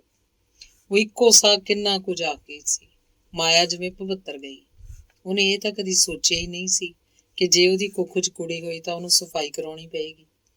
ਉਹਨੇ ਤਾਂ ਆਪਣੇ ਮਨ 'ਚ ਆਪਣੀ ਧੀ ਦਾ ਨਾਮ ਵੀ ਸੋਚ ਰੱਖਿਆ ਸੀ, ਗਾਰਗੀ, ਜੋ ਕਹਿੰਦੇ ਨੇ ਸ਼ਾਸਤਰਾਂ ਦੇ ਅਰਥ ਕਰਨ 'ਚ ਵੱਡੇ ਵੱਡੇ ਰਿਸ਼ੀਆਂ ਨੂੰ ਵੀ ਹਰਾ ਦਿੰਦੀ ਸੀ। ਆਪਣੀ ਧੀ ਰਾਹੀਂ ਉਹ ਪਤਾ ਨਹੀਂ ਕਿਹੜੇ ਕਿਹੜੇ ਮਹਾਰਥੀਆਂ ਨੂੰ ਹਰਾਉਣਾ ਚਾਹੁੰਦੀ ਸੀ। ਉਹਨੇ ਚੌਂਕ ਕੇ ਆਖਿਆ, ਨਹੀਂ ਮਾਤਾ, ਮੁੰਡਾ ਹੋਏ ਚਾਹੇ ਕੁੜੀ, ਰੱਬ ਦੀ ਦਾਤ ਹੈ। ਹੁਣ ਤੂੰ ਮੈਨੂੰ ਮੱਤਾਂ ਦੇਂਗੀ, ਅਸੀਂ ਆਪਣਾ ਘਰ ਨਹੀਂ ਦੇਖਣਾ। ਮੈਂ ਹੁਣੇ ਪੰਜਾਲੀ ਪਾ ਦਿਆਂ ਆਪਣੇ ਪੁੱਤ ਦੇ ਗਲ। ਇੱਥੇ ਨਹੀਂ ਇਹ ਪਖੰਡ ਚੱਲਣੇ। ਅਸੀਂ ਤਾਂ ਵੱਡੇ ਦੀ ਦਾ ਆਪ ਹੁਦਰਾਪਣ ਨਹੀਂ ਚੱਲਣ ਦਿੱਤਾ ਵੀ ਘਰ 'ਚ ਰਹਿਣਾ ਤਾਂ ਕਬੀਲਦਾਰਾਂ ਨੂੰ ਸੋਚਣਾ ਪਊ। ਉਹਦੇ ਆਪ ਹੁਦਰੇਪਣ ਕਰਕੇ ਹੀ ਤਾਂ ਤਲਾਕ ਹੋਇਆ। ਆਦਮੀਆਂ ਦਾ ਕੀ ਹੁੰਦਾ? ਆਦਮੀ ਤਾਂ ਨਹਾਤੇ ਘੋੜੇ ਹੁੰਦੇ ਨੇ। ਕਲੰਕ ਤਾਂ ਉਹਨੂੰ ਲੱਗ ਗਿਆ, ਅਖੇ ਛੁੱਟੜ ਹੈ। ਸੱਸ ਆਖ ਰਹੀ ਸੀ। ਦੂਜੇ ਕਮਰੇ 'ਚ ਗੱਲਾਂ ਸੁਣਦਿਆਂ ਰਿਪੁਦਮਨ ਨੂੰ ਲੱਗਿਆ, ਮਾਂ ਨੂੰ ਕਿੰਨੇ ਪਖੰਡ ਕਰਨੇ ਆਉਂਦੇ ਨੇ। ਮਾਇਆ ਉੱਠ ਕੇ ਗੁਸਲਖਾਨੇ 'ਚ ਚਲੀ ਗਈ। ਬਾਰ ਬੰਦ ਕਰਕੇ ਨਲਕਾ ਛੱਡ ਲਿਆ, ਪਰ ਉਹ ਨਹਾ ਨਹੀਂ ਸੀ ਰਹੀ। ਪਟੜੀ ਤੇ ਬੈਠ ਕੇ ਉਹਨੇ ਕੰਧ ਨਾਲ ਢੋ ਲਾ ਲਈ। ਤ੍ਰਿਪ ਤ੍ਰਿਪ ਹੰਝੂ ਉਹਦੀਆਂ ਅੱਖਾਂ 'ਚੋਂ ਕਿਰਨ ਲੱਗੇ। ਉਹ ਆਪਣੀ ਅਣਜੰਮੀ ਧੀ ਲਈ ਰੋ ਰਹੀ ਸੀ, ਜਿਸ ਨੂੰ ਕਿਵੇਂ ਬਚਾਵੇ ਉਹਨੂੰ ਸਮਝ ਨਹੀਂ ਸੀ ਲੱਗ ਰਹੀ। ਕਾਫੀ ਚਿਰ ਉੱਥੇ ਬੈਠਣ ਮਗਰੋਂ ਉਹਨੇ ਉੱਠ ਕੇ ਮੂੰਹ ਧੋਤਾ, ਪੈਰਾਂ ਤੇ ਪਾਣੀ ਪਾਇਆ। ਉਹਨੇ ਸੋਚਿਆ ਮਾਂ ਨੂੰ ਸੱਦ ਕੇ ਆਪਣੇ ਪੇਕੀ ਚਲੀ ਜਾਏਗੀ ਤੇ ਉੱਥੋਂ ਬੱਚੀ ਦੇ ਪੈਦਾ ਹੋਣ ਤੋਂ ਮਗਰੋਂ ਹੀ ਆਏਗੀ। ਆਥਣੇ ਉਹਦੀ ਸੱਸ ਨੇ ਇਹੀ ਗੱਲ ਆਪਣੇ ਪੁੱਤ ਨਾਲ ਕੀਤੀ। ਉਹ ਬੋਲਿਆ, ਜਿਵੇਂ ਮਰਜ਼ੀ ਹੈ ਕਰ ਲਓ। ਇਹ ਸੁਣ ਕੇ ਮਾਇਆ ਦਾ ਜੀ ਬੜਾ ਘਬਰਾਇਆ, ਪਰ ਉਹ ਆਖੇ ਤਾਂ ਕੀ ਆਖੇ। ਅਗਲੇ ਦਿਨ ਜਦੋਂ ਉਹਦਾ ਜੇਠ ਤੇ ਪਤੀ ਕੰਮ ਤੇ ਗਏ ਸਨ, ਮਾਤਾ ਗੁਆਂਢੀਆਂ ਦੇ ਗਈ ਸੀ, ਤਾਂ ਉਹਨੇ ਘਬਰਾ ਕੇ ਕੰਬਦੇ ਹੱਥਾਂ ਨਾਲ ਆਪਣੇ ਸ਼ਹਿਰ, ਆਪਣੇ ਪੇਕੀ ਘਰ ਫੋਨ ਕੀਤਾ। ਕੀ ਹਾਲ ਹੈ ਮਾਇਆ? ਉਹਦੀ ਬੀਬੀ ਪੁੱਛ ਰਹੀ ਸੀ। ਬੀਬੀ ਤੂੰ ਮੈਨੂੰ ਛੇਤੀ ਦੇ ਕੇ ਲੈ ਜਾ। ਮਾਤਾ ਆਖਦੀ ਹੈ ਟੈਸਟ ਕਰਵਾਉਣਾ, ਜੇ ਕੁੜੀ ਹੋਈ ਤਾਂ ਸਫਾਈ ਕਰਵਾ ਦੇਣੀ ਹੈ। ਨਹੀਂ, ਮੈਂ ਸਫਾਈ ਨਹੀਂ ਕਰਾਉਣੀ, ਮੈਨੂੰ ਲੈ ਜਾ ਛੇਤੀ। ਇਹ ਆਖ ਕੇ ਮਾਇਆ ਨੇ ਟੈਲੀਫੋਨ ਬੰਦ ਕਰ ਦਿੱਤਾ ਤੇ ਬੂਹੇ ਵੱਲ ਝਾਕੀ, ਕਿਧਰੇ ਮਾਤਾ ਤਾਂ ਨਹੀਂ ਆ ਰਹੀ। ਅਗਲੇ ਹੀ ਦਿਨ ਮਾਇਆ ਦੀ ਬੀਬੀ ਤੇ ਪਾਪਾ ਉਹਨੂੰ ਲੈਣ ਆ ਗਏ। ਬੀਬੀ ਨੂੰ ਮਿਲਦਿਆਂ ਹੀ ਸੱਸ ਤੋਂ ਚੋਰੀਆਂ ਮਾਇਆ ਨੇ ਹੌਲੀ ਦੇ ਕੇ ਬੀਬੀ ਨੂੰ ਆਖਿਆ, ਬੀਬੀ ਇਹ ਆਖਿਓ ਕਿ ਮੈਂ ਫੋਨ ਕੀਤਾ ਸੀ। ਤੇ ਬੀਬੀ ਨੇ ਇਹੀ ਗੱਲ ਉਹਦੇ ਪਾਪੇ ਨੂੰ ਵੀ ਸਮਝਾਤੀ। ਅਸੀਂ ਸੋਚਿਆ ਮਾਇਆ ਦਾ ਸੰਧਾਰਾ ਦੇ ਆਈਏ, ਨਾਲੇ ਉਹਨੂੰ ਕੁਝ ਦਿਨਾਂ ਲਈ ਲੈ ਆਈਏ, ਫਿਰ ਤੁਰ ਆਏਗੀ, ਉਹਦੀ ਬੀਬੀ ਨੇ ਸੱਸ ਦੇ ਆਉਣ ਤੇ ਕਿਹਾ। ਸੱਸ ਉਹਦੀ ਸੰਧਾਰੇ ਦੀਆਂ ਚੀਜ਼ਾਂ ਦੇਖ ਕੇ ਖੁਸ਼ ਹੋ ਰਹੀ ਸੀ ਤੇ ਚਾਹ ਪਾਣੀ ਪੀਣ ਮਗਰੋਂ ਜਦੋਂ ਮਾਇਆ ਦਾ ਪਾਪਾ ਉਹਦੇ ਪਤੀ ਨਾਲ ਬੈਠਕ ਵਿੱਚ ਜਾ ਬੈਠਾ ਤਾਂ ਸੱਸ ਨੇ ਗੱਲ ਛੇੜੀ। ਅਸੀਂ ਸੋਚਦੇ ਹਾਂ ਮਾਇਆ ਦਾ ਟੈਸਟ ਕਰਵਾ ਲਈਏ। ਮਾਇਆ ਦੀ ਬੀਬੀ ਨੇ ਅਣਜਾਣ ਬਣਦਿਆਂ ਆਖਿਆ, ਉਹਦੀ ਆਪਾਂ ਨੂੰ ਕੀ ਲੋੜ ਹੈ? ਅਸੀਂ ਚਾਹੁੰਦੇ ਹਾਂ ਪਹਿਲੋਂ ਪਹਿਲ ਮੁੰਡਾ ਹੀ ਹੋਵੇ। ਇਹ ਤਾਂ ਰੱਬ ਦੀ ਮਰਜ਼ੀ ਹੈ। ਨਾਲੇ ਸਿਆਣੇ ਆਖਦੇ ਨੇ, ਉਹੀ 32 ਸੁਲੱਖਣੀ ਜਿਹਨੇ ਪਹਿਲਾਂ ਜਾਈ ਲੱਛਮੀ। ਬੀਬੀ ਉਹਦੀ ਨੇ ਦਲੀਲ ਦਿੱਤੀ। ਇਹ ਜੀ ਪੁਰਾਣਿਆਂ ਵੇਲਿਆਂ ਦੀਆਂ ਗੱਲਾਂ ਨੇ। ਅੱਜ ਕੱਲ੍ਹ ਕਿਹੜੀ ਲੱਛਮੀ, ਕੁੜੀਆਂ ਤਾਂ ਜਾਨ ਦਾ ਖੌਅ ਹੁੰਦੀਆਂ ਨੇ। ਸਾਡਿਆਂ ਵੇਲਿਆਂ 'ਚ ਟੈਸਟ ਟੁਸਟ ਹੁੰਦੇ ਨਹੀਂ ਸੀ। ਮੇਰੀ ਸੱਸ ਨੇ ਨਹਾਉਂਦੀ ਨੇ ਕੁੜੀ ਦਾ ਮਾੜਾ ਜਿਹਾ ਗਲਾ ਦੱਬ ਦੇਣਾ ਤੇ ਮਗਰੋਂ ਆਖ ਦੇਣਾ, ਜੰਮਦੀ ਉਹ ਮਰ ਗਈ। ਸਾਨੂੰ ਕਿਸੇ ਨੂੰ ਵੀ ਕਿਹੜਾ ਪਤਾ ਹੁੰਦਾ ਸੀ। ਅਸੀਂ ਸੋਚਣਾ ਮਾਂ ਜੀ ਠੀਕ ਕਹਿੰਦੀ ਹੋਊ। ਹੁਣ ਸੋਚੀਦਾ ਵੀ ਚੱਲ ਚੰਗਾ ਹੋਇਆ ਕੋਈ ਕੁੜੀ ਨਹੀਂ ਹੈਗੀ, ਨਹੀਂ ਤਾਂ ਮੇਰੇ ਪੁੱਤ ਬਾਪ ਤੋਂ ਮਗਰੋਂ ਕੁੜੀ ਦਾ ਫਿਕਰ ਕਰਦੇ ਮਰ ਜਾਂਦੇ। ਧੀਆਂ ਜੀ ਆਪਣੀ ਕਿਸਮਤ ਆਪਣੇ ਨਾਲ ਲੈ ਕੇ ਆਉਂਦੀਆਂ ਨੇ। ਨਾਲੇ ਰੱਬ ਦੇ ਜੀ ਬਾਰੇ ਆਪਾਂ ਕਾਹਨੂੰ ਬੁਰਾ ਸੋਚੀਏ। ਆਪਾਂ ਕਾਹਦੇ ਲਈ ਨਰਕਾਂ ਦੇ ਭਾਗੀ ਬਣਨਾ? ਮੈਂ ਨਹੀਂ ਚਾਹੁੰਦੀ ਨਰਕਾਂ ਸਵਰਗਾਂ ਤੋਂ ਡਰ ਕੇ ਮੈਂ ਆਪਣੇ ਬੱਚਿਆਂ ਲਈ ਕੰਡੇ ਬੀਜ ਲਵਾਂ। ਮੈਂ ਤਾਂ ਸਰਖਰੀ ਗੱਲ ਮੂੰਹ ਤੇ ਕਹਿਣ ਵਾਲੀ ਹਾਂ ਤੇ ਸਾਨੂੰ ਨਹੀਂ ਇਹ ਗੱਲ ਪੁੱਗਦੀ ਵੀ ਜਨਾਨੀ ਕੁੜੀਆਂ ਜੰਮ ਧਰੀ ਜਾਵੇ। ਟੈਸਟ ਕਰਵਾ ਕੇ ਸਫਾਈ ਤਾਂ ਕਰਵਾਉਣੀ ਪਊ। ਸੱਸ ਉਹਦੀ ਨੇ 2 ਟੁਕ ਫੈਸਲਾ ਸੁਣਾ ਦਿੱਤਾ। ਇਉਂ ਕਰਦੇ ਹਾਂ, ਕੁਝ ਦਿਨਾਂ ਲਈ ਅਸੀਂ ਮਾਇਆ ਨੂੰ ਲੈ ਜਾਂਦੇ ਹਾਂ, ਮਗਰੋਂ ਤੁਸੀਂ ਧੀਰਜ ਭਾ ਨਾਲ ਸੋਚ ਲਿਓ। ਮਾਇਆ ਦੀ ਬੀਬੀ ਨੇ ਆਖਿਆ, ਲੈ ਜਾਇਓ ਤਾਂ ਜੇ ਸਫਾਈ ਕਰਾਉਣੀ ਹੈ, ਨਹੀਂ ਤਾਂ ਮੈਂ ਆਪੇ ਕਰਵਾ ਦੂੰ। ਸੱਸ ਖਿੱਝ ਕੇ ਬੋਲੀ। ਤਾਂ ਹੀ ਹੋਊ ਜੇ ਮਾਇਆ ਚਾਹੂ। ਹਾਰ ਕੇ ਮਾਂ ਉਹਦੀ ਨੇ ਆਖਿਆ, ਮੈਂ ਨਹੀਂ ਫਿਰ ਬਹੂ ਤੁਹਾਡੇ ਨਾਲ ਤੋਰਨੀ। ਤੁਸੀਂ ਤਾਂ 1-2 ਮਹੀਨਾ ਰੱਖ ਕੇ ਦਿਨ ਟਪਾ ਦੋਗੇ ਤੇ ਫਿਰ ਆਖ ਦਿਓਗੇ ਹੁਣ ਤਾਂ ਜੀ ਸਫਾਈ ਕਰਵਾਉਣੀ ਜਾਣ ਲਈ ਖਤਰਾ ਹੈ। ਠੀਕ ਹੈ, ਤੁਸੀਂ ਮਿਲ ਗਿਲ ਗਏ, ਇਹ ਇੱਥੇ ਹੀ ਰਹੂਗੀ, ਮੈਂ ਆਪੇ ਦੇਖ ਲਵਾਂਗੀ ਕੀ ਕਰਨਾ। ਉਹਦੀ ਸੱਸ ਤਿੱਖੀ ਹੋ ਕੇ ਬੋਲੀ। ਪੇਸ਼ ਨਾ ਜਾਂਦੀ ਵੇਖ ਮਾਇਆ ਦੀ ਬੀਬੀ ਤੇ ਪਾਪਾ ਵਾਪਸ ਪਰਤ ਗਏ। ਮਾਇਆ ਹਰ ਘੜੀ ਸਹਿਮ ਹੇਠ ਜਿਉਣ ਲੱਗੀ ਕਿ ਜਿੱਦਣ ਵੀ ਟੈਸਟ ਹੋਇਆ ਜੇ ਕੁੜੀ ਨਿਕਲੀ ਤਾਂ।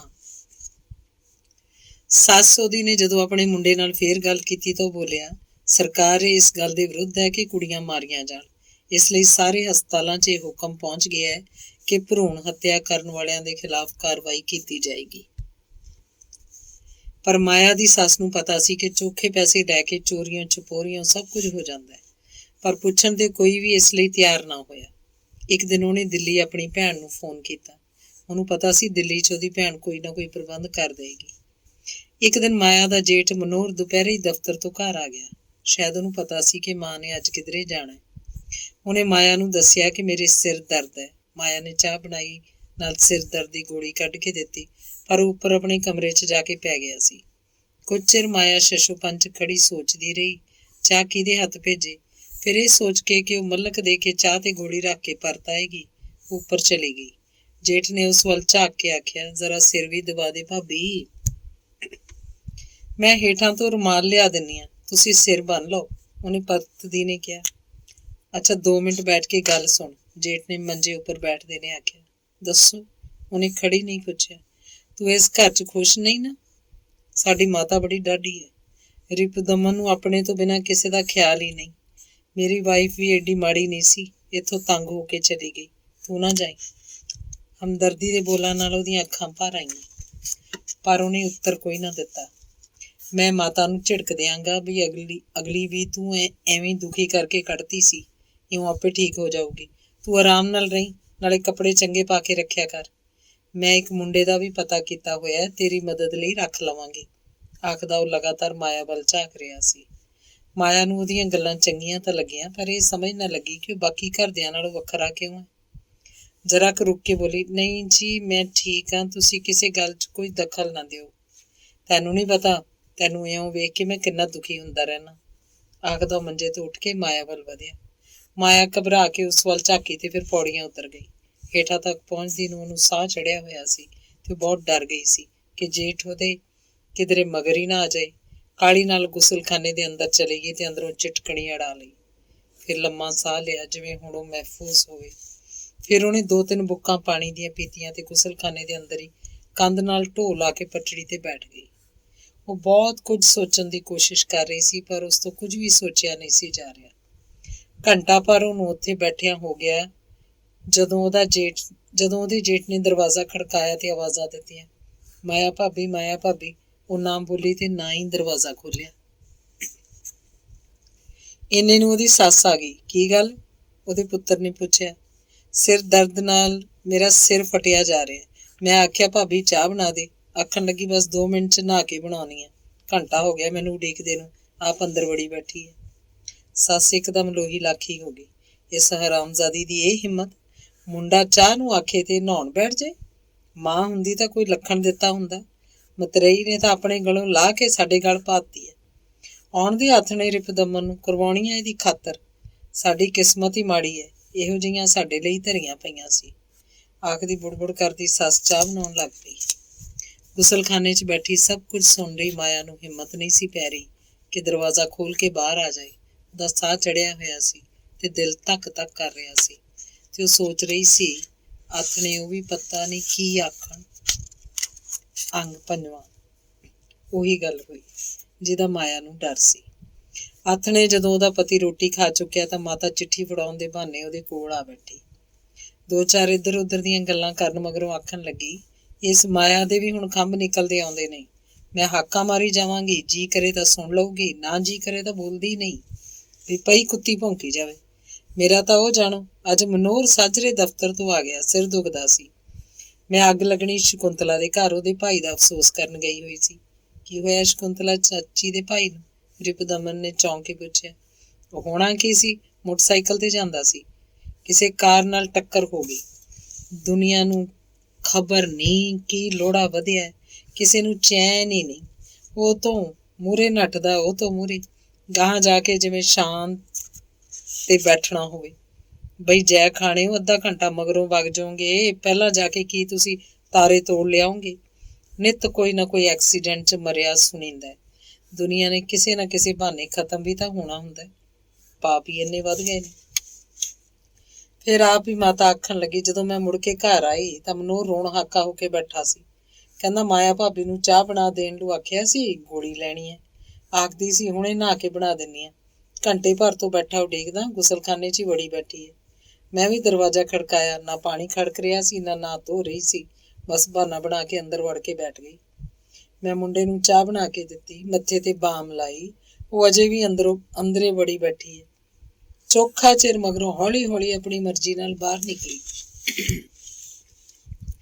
ਮੈਂ ਜਦੋਂ ਆਖਿਆ ਤੂੰ ਮਨੋਹਰ ਨੂੰ ਚਾਹ ਕਿਉਂ ਨਹੀਂ ਬਣਾ ਕੇ ਦਿੱਤੀ ਤਾਂ ਕੋਈ ਜਵਾਬ ਨਹੀਂ ਦਿੱਤਾ। ਅੱਜ ਉਸ ਨਾਲ ਇਉਂ ਕਰਦੀ ਹੈ, ਕੱਲ ਨੂੰ ਮੇਰੇ ਨਾਲ ਇਉਂ ਕਰੂਗੀ। ਮਾਇਆ, ਰਿਪੁਦਮਨ ਨੇ ਖਿੱਚ ਕੇ ਆਵਾਜ਼ ਮਾਰੀ। ਸਹਿਮੀ ਜੀ ਮਾਇਆ ਉੱਥੇ ਆ ਖਲੋਤੀ। ਹਰਾਮਜ਼ਾਦੀਏ ਕੁੱਤੀਏ, ਤੂੰ ਇਹ ਕੀ ਲੱਛਣ ਫੜੇ ਨੇ? ਤੂੰ ਸਮਝਦੀ ਕੀ ਹੈ ਆਪਣੇ ਆਪ ਨੂੰ? ਮੈਂ ਆਥਣੇ ਹੀ ਤੈਨੂੰ ਛਿੱਤਰ ਮਾਰ ਕੇ ਘਰੋਂ ਕੱਢ ਦੂੰ। ਮਨੋਹਰ ਮੇਰਾ ਵੱਡਾ ਭਾਈ ਹੈ, ਤੇਰੀ ਹਿੰਮਤ ਕਿਵੇਂ ਪਈ ਉਹਦਾ ਅੱਖਾਂ ਮੋੜਨ ਦੀ? ਉਹ ਗਰਜਿਆ। ਰੌਲਾ ਸੁਣ ਕੇ ਮਨੋਹਰ ਵੀ ਉੱਥੇ ਆ ਗਿਆ ਤੇ ਬੋਲਿਆ, ਛੱਡ ਰਿਪੁਦਮਨ, ਔਰਤਾਂ ਨਾਲ ਨਹੀਂ ਉਲਝੀਦਾ। ਅੱਜ ਪਹਿਲੀ ਵਾਰ ਥੋੜਾ ਹੀ ਇਸਨੇ ਇਉਂ ਕੀਤਾ। ਜੇ ਮੈਂ ਕਦੀ ਆਖਾਂ ਭਾਬੀ ਮੈਂ ਛੇਤੀ ਦਫ਼ਤਰ ਜਾਣਾ, ਪਹਿਲੇ ਮੇਰੇ ਕੱਪੜੇ ਪ੍ਰੈਸ ਕਰ ਦੇ, ਬਾਕੀ ਕੰਮ ਫੇਰ ਕਰ ਲਈ, ਤਾਂ ਕਦੀ ਨਹੀਂ ਸੁਣੇਗੀ। ਆਪਣੀ ਮਰਜ਼ੀ ਨਾਲ ਸਾਰੇ ਕੰਮ ਮੁਕਾ ਕੇ ਕੱਪੜੇ ਪ੍ਰੈਸ ਕਰੇਗੀ। ਜੇ ਮੈਂ ਆਖਾਂ ਭਾਬੀ ਪਾਣੀ ਦਾ ਗਲਾਸ ਨਹੀਂ ਤਾਂ ਫੜਾਏਗੀ ਨਹੀਂ, ਮੇਜ਼ ਤੇ ਰੱਖ ਦੇਗੀ ਜਿਵੇਂ ਮੈਂ ਕੋਈ ਅਛੂਤ ਹੋਣਾ। ਤੂੰ ਅੱਗੇ ਤੋਂ ਦੱਸੀ ਜੇ ਮਾਰ ਮਾਰ ਕੇ ਛਿੱਤਰ ਸਿੱਧੀ ਨਾ ਕਰਦੇ ਆ। ਰਿਪੁਦਮਨ ਬੋਲਿਆ। ਨੀਵੀਂ ਪਾਈ ਖੜੀ ਮਾਇਆ ਕੁਝ ਨਹੀਂ ਬੋਲੀ। ਜਾ ਦਫਾ ਹੋ ਜਾ, ਸਿਰ ਉੱਪਰ ਕਾਹਦੇ ਲਈ ਚੜੀ ਖੜੀ ਹੈ? ਰਿਪੁਦਮਨ ਨੇ ਮਾਇਆ ਨੂੰ ਝਿੜਕਿਆ। ਉੱਥੋਂ ਵਾਪਸ ਰਸੋਈ 'ਚ ਆ ਗਈ। ਉਹਦੇ ਭਾਂਡੇ ਮਾਂਜਦੀ ਦੇ ਤ੍ਰਿਪ ਤ੍ਰਿਪ ਹੰਝੂ ਡਿੱਗ ਰਹੇ ਸਨ। ਉਹਨੂੰ ਪਤਾ ਹੀ ਨਾ ਲੱਗਿਆ ਉਹਦੀ ਸੱਸ ਕਦੋਂ ਉੱਥੇ ਆ ਗਈ ਸੀ।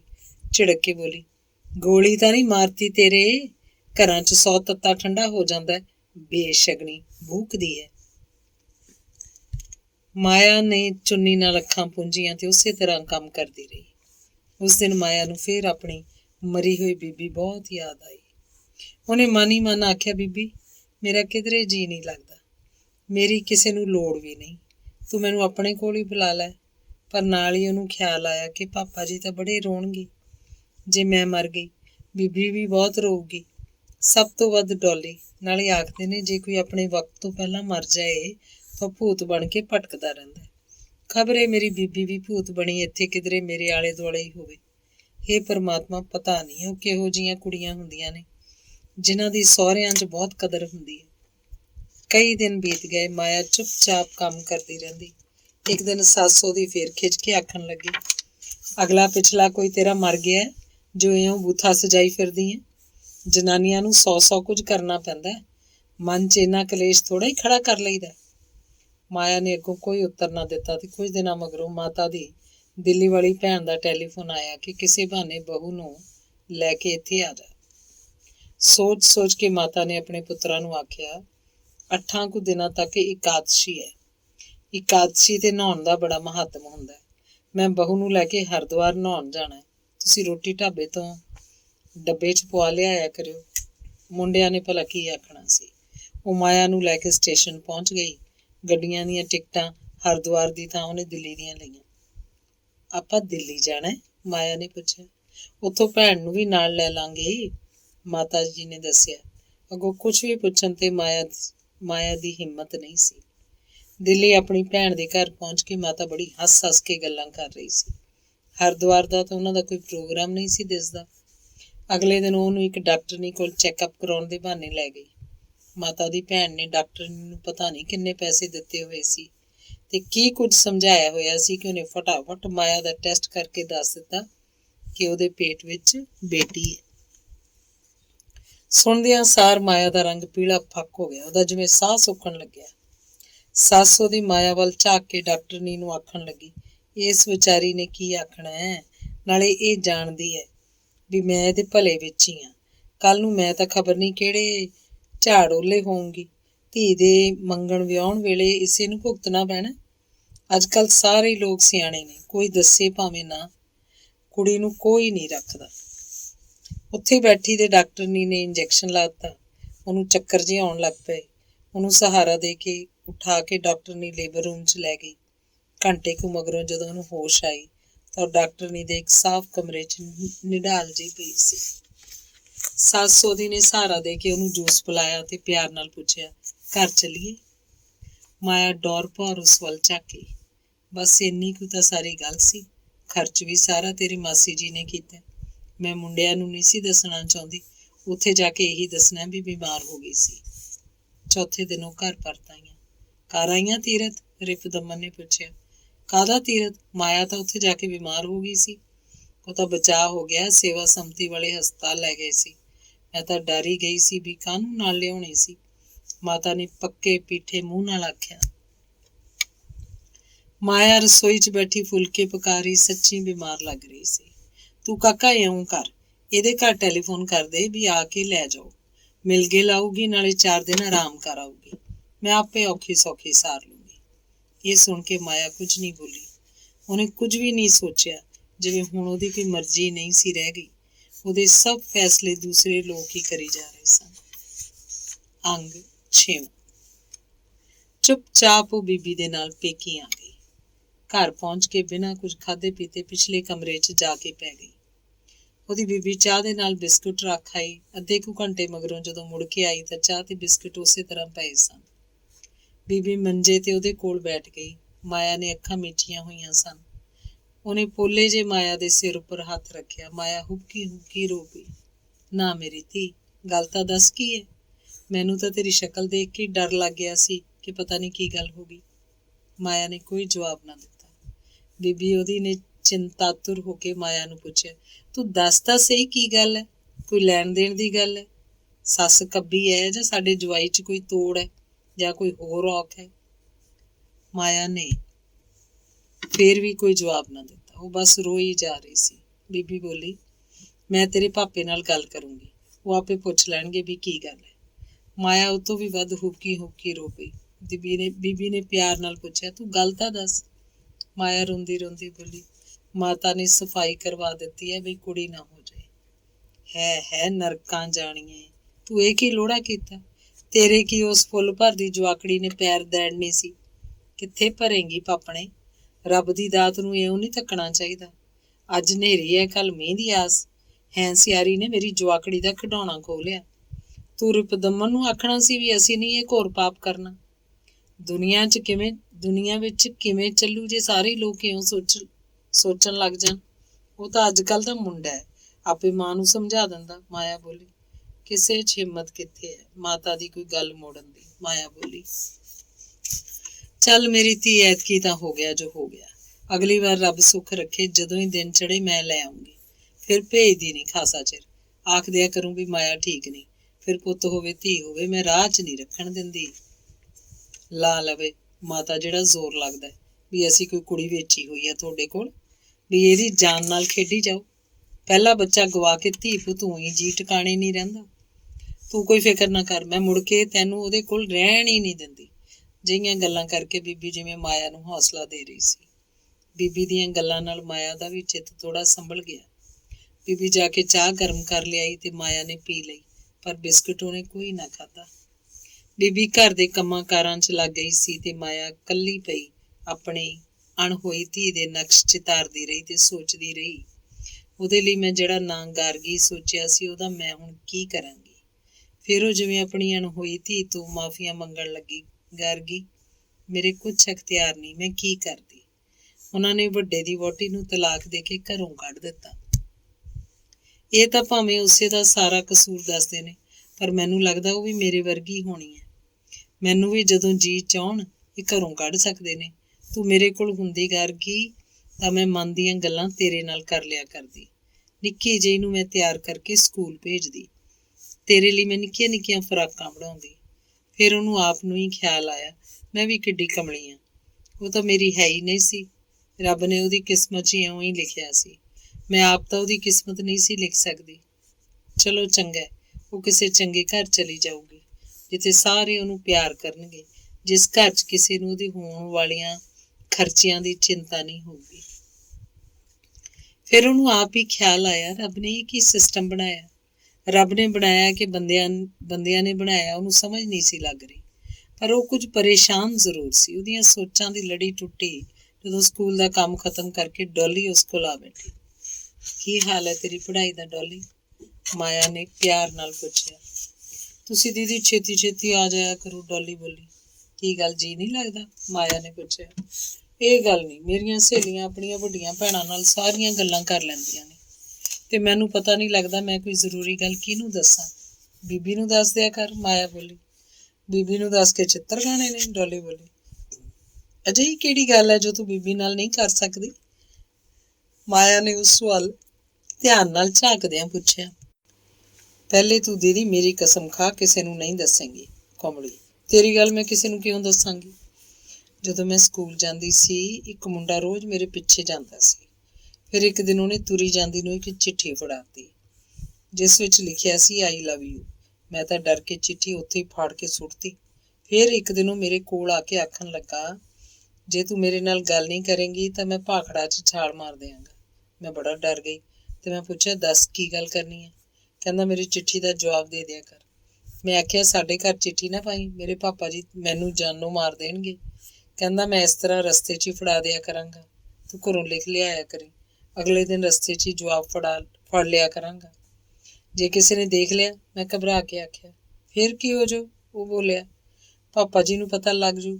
ਲੱਗ ਜਾਣ ਦੇ, ਉਹ ਆਖਦਾ। ਉਹ ਹਰ ਰੋਜ਼ ਚਿੱਠੀ ਦੇ ਜਾਂਦਾ ਤੇ ਮੈਨੂੰ ਬੜਾ ਡਰ ਲੱਗਦਾ। ਚਿੱਠੀਆਂ 'ਚ ਲਿਖਦਾ ਕੀ ਹੈ? ਮਾਇਆ ਨੇ ਪੁੱਛਿਆ। ਫਿਲਮਾਂ ਵਰਗੀਆਂ ਗੱਲਾਂ। ਕਰਦਾ ਕੀ ਹੈ ਉਹ ਲੜਕਾ? ਇੰਜੀਨੀਅਰਿੰਗ ਕਰ ਰਿਹਾ। ਕਹਿੰਦਾ 1 ਸਾਲ ਨੂੰ ਮੇਰੀ BTech ਹੋ ਜਾਊ, ਫਿਰ ਆਪਾਂ ਵਿਆਹ ਕਰ ਲਵਾਂਗੇ। ਹੈ ਕਿਹਨਾਂ ਦਾ ਲੜਕਾ? ਉਹਦੇ ਪਾਪਾ ਦੁਬਈ ਰਹਿੰਦੇ ਨੇ, ਕਦੇ ਕਦਾਈ ਆਉਂਦੇ ਨੇ। ਉਸ ਕੋਲ ਮੋਟਰਸਾਈਕਲ ਵੀ ਹੈ ਤੇ ਉਹਦਾ ਛੋਟਾ ਭਾਈ ਸਾਡੇ ਸਕੂਲ ਵਿੱਚ ਹੀ ਪੜ੍ਹਦਾ ਹੈ। ਤੈਨੂੰ ਨਹੀਂ ਪਤਾ ਡੋਲੀ, ਲੋਕੀ ਗਲਤ ਪਲਾਨ ਕਰਕੇ ਕੀ ਕੁਝ ਕਰਦੇ ਰਹਿੰਦੇ ਨੇ। ਮੇਰੀ ਕਲਾਸ ਫੈਲੋ ਸੀ ਕਿਰਨ। ਕਿਰਨ ਦੇ ਡੈਡੀ ਪ੍ਰੋਫੈਸਰ ਨੇ। ਉਹਦੀ ਵੱਡੀ ਭੈਣ MA 'ਚ ਪੜ੍ਹਦੀ ਸੀ। ਇੱਕ 10ਵੀਂ ਪਾਸ ਮੁੰਡਾ ਜਿਹੜਾ ਪੇਂਟਰ ਸੀ, ਦੁਕਾਨਾਂ ਦੇ ਫੱਟੇ ਲਿਖਦਾ ਤੇ ਫਿਲਮਾਂ ਦੇ ਪੋਸਟਰ ਬਣਾਉਂਦਾ। ਕਦੇ ਕਦੇ ਉਹ ਕਿਸੇ ਰਸਾਲੇ ਲਈ ਕਿਸੇ ਕਹਾਣੀ ਕਵਿਤਾ ਦੇ ਨਾਲ ਸਕੈਚ ਜਾਂ ਪੇਂਟਿੰਗ ਬਣਾ ਦਿੰਦਾ। ਇੱਕ ਵਾਰੀ ਕਿਰਨ ਦੀ ਵੱਡੀ ਭੈਣ ਮਨਦੀਪ ਨੇ ਇੱਕ ਕਹਾਣੀ ਲਿਖੀ ਤੇ ਮੈਗਜ਼ੀਨ ਦੇ ਐਡੀਟਰ ਨੇ ਉਸ ਮੁੰਡੇ ਤੋਂ ਮਨਦੀਪ ਦਾ ਸਕੈਚ ਬਣਵਾ ਕੇ ਨਾਲ ਛਾਪਿਆ। ਅਸਲ 'ਚ ਉਹ ਐਡੀਟਰ ਮਨਦੀਪ ਦੇ ਪ੍ਰੋਫੈਸਰ ਪਿਤਾ ਜੀ ਦਾ ਸਟੂਡੈਂਟ ਸੀ। ਇਸ ਲਈ ਉਹਨਾਂ ਨੂੰ ਖੁਸ਼ ਕਰਨ ਲਈ ਮਨਦੀਪ ਦੀ ਸਕੈਚ ਨਾਲ ਕਹਾਣੀ ਛਾਪ ਰਿਹਾ ਸੀ। ਇਸ ਤਰ੍ਹਾਂ ਉਸ ਸਕੈਚ ਵਾਲੇ ਲੜਕੇ ਦੀ ਮਨਦੀਪ ਨਾਲ ਜਾਣ ਪਛਾਣ ਹੋ ਗਈ ਤੇ ਮਗਰੋਂ ਪ੍ਰੇਮ ਪੱਤਰ ਸ਼ੁਰੂ ਹੋ ਗਏ। ਮਨਦੀਪ ਉਹਨੂੰ ਵੱਡਾ ਆਰਟਿਸਟ ਸਮਝ ਕੇ ਐਡਮਾਇਰ ਕਰਦੀ ਸੀ ਤੇ ਲੜਕਾ ਉਹਨੂੰ ਫਸਾ ਕੇ ਵਿਆਹ ਕਰਨਾ ਚਾਹੁੰਦਾ ਸੀ, ਕਿਉਂਕਿ ਉਹ ਜਾਣਦਾ ਸੀ ਕਿ ਮਨਦੀਪ ਦਾ ਪ੍ਰੋਫੈਸਰ ਪਿਤਾ ਮਨਦੀਪ ਨੂੰ ਕਿਸੇ ਕਾਲਜ 'ਚ ਨੌਕਰੀ ਲੈ ਕੇ ਹੀ ਦੇਵੇਗਾ ਤੇ ਜਵਾਈ ਹੋਣ ਕਰਕੇ ਉਹਦਾ ਵੀ ਕੁਝ ਨਾ ਕੁਝ ਕਰੇਗਾ। ਮਨਦੀਪ ਨੇ ਜਦੋਂ ਉਸ ਲੜਕੇ ਨਾਲ ਵਿਆਹ ਦੀ ਗੱਲ ਆਖੀ ਤਾਂ ਪ੍ਰੋਫੈਸਰ ਪਿਤਾ ਨੂੰ ਇਹ ਗੱਲ ਚੰਗੀ ਨਾ ਲੱਗੀ। ਉਹਨੇ ਸਾਫ਼ ਨਾ ਕਰਤੀ। ਗੁੱਸੇ 'ਚ ਆ ਕੇ ਮਨਦੀਪ ਨੇ ਘੋਲ ਕੇ ਅਫੀਮ ਪੀ ਲਈ। ਛੇਤੀ ਪਤਾ ਲੱਗਣ ਕਰਕੇ ਹਸਪਤਾਲ ਲੈ ਗਏ ਤੇ ਉਹ ਬਚ ਗਈ। ਪ੍ਰੋਫੈਸਰ ਪਿਤਾ ਨੂੰ ਜਦੋਂ ਇਹ ਲੱਗਿਆ ਕਿ ਮਨਦੀਪ ਉਸ ਲੜਕੇ ਬਾਰੇ ਬੜੀ ਸੀਰੀਅਸ ਹੈ ਤਾਂ ਉਹਨੇ ਮਨਦੀਪ ਨੂੰ ਆਖਿਆ, ਪਹਿਲੇ ਤੂੰ MA ਕਰ, ਫਿਰ PhD ਕਰਕੇ ਨੌਕਰੀ ਲੱਗ ਜਾ। ਇਸ ਦੌਰਾਨ ਉਹ ਲੜਕਾ ਵੀ BA ਕਰੇ, MA ਕਰੇ, ਫਿਰ ਮੈਂ ਨੌਕਰੀ ਵੀ ਲੈ ਦਿਆਂਗਾ, ਪਰ ਉਨਾ ਚਿਰ ਮੈਂ ਵਿਆਹ ਨਹੀਂ ਕਰਨਾ ਜਦੋਂ ਤੱਕ ਉਹ MA ਨਹੀਂ ਕਰਦਾ। ਮਨਦੀਪ ਨੂੰ ਵੀ ਇਹ ਗੱਲ ਠੀਕ ਲੱਗੀ। ਉਹ ਆਪਣੇ ਪ੍ਰੋਫੈਸਰ ਪਿਤਾ ਨੂੰ ਕਿਸੇ ਤਰ੍ਹਾਂ ਨਾਰਾਜ਼ ਜਾਂ ਨਿਰਾਸ਼ ਨਹੀਂ ਸੀ ਕਰਨਾ ਚਾਹੁੰਦੀ। ਉਹਨੇ ਸੋਚਿਆ, ਪਿਆਰ ਦੀ ਖਾਤਰ ਮੈਂ ਤੇ ਜਾਨ ਵੀ ਦੇਣ ਨੂੰ ਤਿਆਰ ਸੀ, ਉਹ ਪੜ੍ਹਾਈ ਕਿਉਂ ਨਹੀਂ ਕਰੇਗਾ। ਉਹਨੇ ਆਰਟਿਸਟ ਮੁੰਡੇ ਨੂੰ ਸਾਰੀ ਸਕੀਮ ਦੱਸੀ ਤੇ ਉਹ ਮੰਨ ਗਿਆ, ਪਰ ਉਹਨੇ ਮਨਦੀਪ ਨੂੰ ਖਤ ਲਿਖਣੇ ਘੱਟ ਕਰ ਦਿੱਤੇ। ਸਾਲ ਕੁ ਮਗਰੋਂ ਪਤਾ ਲੱਗਿਆ ਉਹਨੇ ਇੱਕ ਸਕੂਲ ਟੀਚਰ ਨਾਲ ਵਿਆਹ ਕਰਾ ਲਿਆ ਤੇ ਮਨਦੀਪ ਨੂੰ ਫੋਨ ਕਰ ਦਿੱਤਾ ਕਿ ਮੈਂ ਕੀ ਕਰਤਾ, ਮੇਰੇ ਘਰ ਦੇ ਖਹਿੜੇ ਪੈ ਗਏ ਸੀ। ਫਿਰ ਦੀਦੀ ਮਨਦੀਪ ਨੇ ਕੀ ਕੀਤਾ? ਡੋਲੀ ਨੇ ਉਤਾਵਲੀ ਹੋ ਕੇ ਪੁੱਛੀ। ਮਨਦੀਪ ਨੇ ਕੀ ਕਰਨਾ ਸੀ? ਉਹਨੂੰ ਆਪਣੀ ਬੇਵਕੂਫੀ ਦੀ ਸਮਝ ਆ ਗਈ। ਅਸਲ ਗੱਲ ਇਹ ਸੀ ਕਿ ਆਰਟਿਸਟ ਮੁੰਡੇ ਦਾ ਪਿਆਰ ਵੀ ਇੱਕ ਬਹਾਨਾ ਸੀ। ਉਹਨੂੰ ਤੇ ਕਮਾਊ ਵਹੁਟੀ ਚਾਹੀਦੀ ਸੀ। ਪਰ ਦੀਦੀ ਸਾਰੇ ਲੜਕੇ ਤਾਂ ਇੱਕੋ ਜਿਹੇ ਨਹੀਂ ਹੁੰਦੇ, ਡੋਲੀ ਆਖ ਰਹੀ ਸੀ। ਉਹ ਲੜਕਾ ਜਿਹਾ ਹੈ ਜਾਂ ਨਹੀਂ ਅਸੀਂ ਪਤਾ ਵੀ ਤਾਂ ਨਹੀਂ ਲਾ ਸਕਦੇ, ਇਸ ਲਈ ਅੱਛਾ ਹੈ ਕੰਡਿਆਂ 'ਚ ਹੱਥ ਨਾ ਹੀ ਪਾਈਏ। ਜੇ ਅਜਿਹੇ ਲੜਕੇ ਨਾਲ ਵਿਆਹ ਹੋ ਵੀ ਜਾਵੇ ਡੋਲੀ, ਤਾਂ ਵੀ ਉਹ ਸਾਰੀ ਉਮਰ ਕਹਿੰਦਾ ਰਹੇਗਾ ਤੂੰ ਹੀ ਮੇਰੇ ਮਗਰ ਲੱਗੀ ਹੋਈ ਸੀ, ਫਾਇਦਾ ਕੀ? ਦੀਦੀ ਦੀਆਂ ਗੱਲਾਂ ਠੀਕ ਸਨ, ਫਿਰ ਵੀ ਡੋਲੀ ਦਾ ਮਨ ਇਹ ਨਹੀਂ ਸੀ ਕਹਿੰਦਾ ਕਿ ਉਹ ਇਸ ਲੜਕੇ ਨਾਲੋਂ ਸਾਰੇ ਸੰਬੰਧ ਤੋੜ ਲਵੇ। ਮਾਇਆ ਜ਼ਰਾ ਕੁ ਰੁਕ ਕੇ ਬੋਲੀ, ਡੋਲੀ ਸਾਰੀ ਉਮਰ ਦੇ ਦੁੱਖ ਨਾਲੋਂ ਚੰਗਾ ਹੈ ਹੁਣੇ ਮਨ ਨੂੰ ਸਮਝਾ ਲਿਆ ਜਾਵੇ। ਡੋਲੀ ਸੋਚਾਂ ਜਿਹੀਆਂ 'ਚ ਪੈ ਗਈ। ਇਹ ਕੱਚੀ ਉਮਰ ਦੀਆਂ ਕੱਚੀਆਂ ਗੱਲਾਂ ਸਾਰੀ ਉਮਰ ਨਾਲ ਨਹੀਂ ਨਿਭਦੀਆਂ ਹੁੰਦੀਆਂ ਡੋਲੀ। ਮਾਂ ਬਾਪ ਦੇਖਭਾਲ ਕੇ ਸੋਚ ਕੇ ਜੋ ਤੇਰੇ ਲਈ ਲੜਕਾ ਲੱਭਣਗੇ ਉਹ ਤੇਰੇ ਆਪ ਲੱਭੇ ਨਾਲੋਂ ਤਾਂ ਚੰਗਾ ਹੀ ਹੋਊਗਾ ਤੇ ਤੈਨੂੰ ਵਧੇਰੇ ਸੁਖੀ ਰੱਖੂਗਾ। ਮਾਇਆ ਬੋਲੀ, ਕੀ ਜੀਜਾ ਜੀ ਨੇ ਤੈਨੂੰ ਬਹੁਤ ਸੁਖੀ ਰੱਖਿਆ ਹੈ? ਡੋਲੀ ਨੇ ਜਦੋਂ ਪੁੱਛਿਆ, ਮਾਇਆ ਨੂੰ ਇਉਂ ਲੱਗਿਆ ਜਿਵੇਂ ਡੋਲੀ ਦੇ ਸਵਾਲ ਅੱਗੇ ਉਹਦੀਆਂ ਸਾਰੀਆਂ ਦਲੀਲਾਂ ਫਿੱਕੀਆਂ ਪੈ ਗਈਆਂ। ਬਸ ਉਹਨੇ ਇੰਨਾ ਹੀ ਆਖਿਆ, ਤੂੰ ਉਹਨੂੰ ਆਖ ਅਜੇ ਮੈਂ ਪੜ੍ਹਨਾ, BA MA ਕਰਨੀ ਹੈ, ਉਹਨੂੰ ਵੀ ਆਪਣਾ ਕੈਰੀਅਰ ਬਣਾਉਣ ਲਈ ਕਹਿ ਤੇ ਆਖ ਵਿਆਹ ਵੀ ਉਹਦੀ ਫੇਰ ਸੋਚਾਂਗੇ। ਮਾਇਆ ਨੇ ਸਿਆਣਿਆਂ ਵਾਂਗ ਸਲਾਹ ਦਿੱਤੀ। ਪਰ ਦੀਦੀ ਉਹ ਮੈਨੂੰ ਹੁਣ ਵੀ ਬਥੇਰਾ ਚੰਗਾ ਲੱਗਦਾ। ਡੋਲੀ ਅਜੇ ਤੂੰ ਛੋਟੀ ਹੈ, ਇਹਨਾਂ ਗੱਲਾਂ ਬਾਰੇ ਭਾਵੁਕ ਨਹੀਂ ਹੋਈਦਾ, ਅਜੇ ਪੜ੍ਹਿਆ ਕਰ। ਮਾਇਆ ਨੇ ਆਖਿਆ। ਡੋਲੀ ਚੁੱਪ ਕਰ ਰਹੀ, ਪਰ ਉਹ ਸੋਚ ਰਹੀ ਸੀ, ਮੈਂ ਮਾਇਆ ਦੀਦੀ ਵਾਂਗ ਬੀਬੀ ਪਾਪਾ ਜੀ ਜਿੱਥੇ ਵਿਆਹ ਕਰਨਾ ਚਾਹੁਣ ਵਿਆਹ ਨਹੀਂ ਕਰਵਾ ਸਕਦੀ। ਇਹ ਮੇਰੀ ਜ਼ਿੰਦਗੀ ਹੈ, ਬੀਬੀ ਪਾਪਾ ਜੀ ਦੀ ਨਹੀਂ।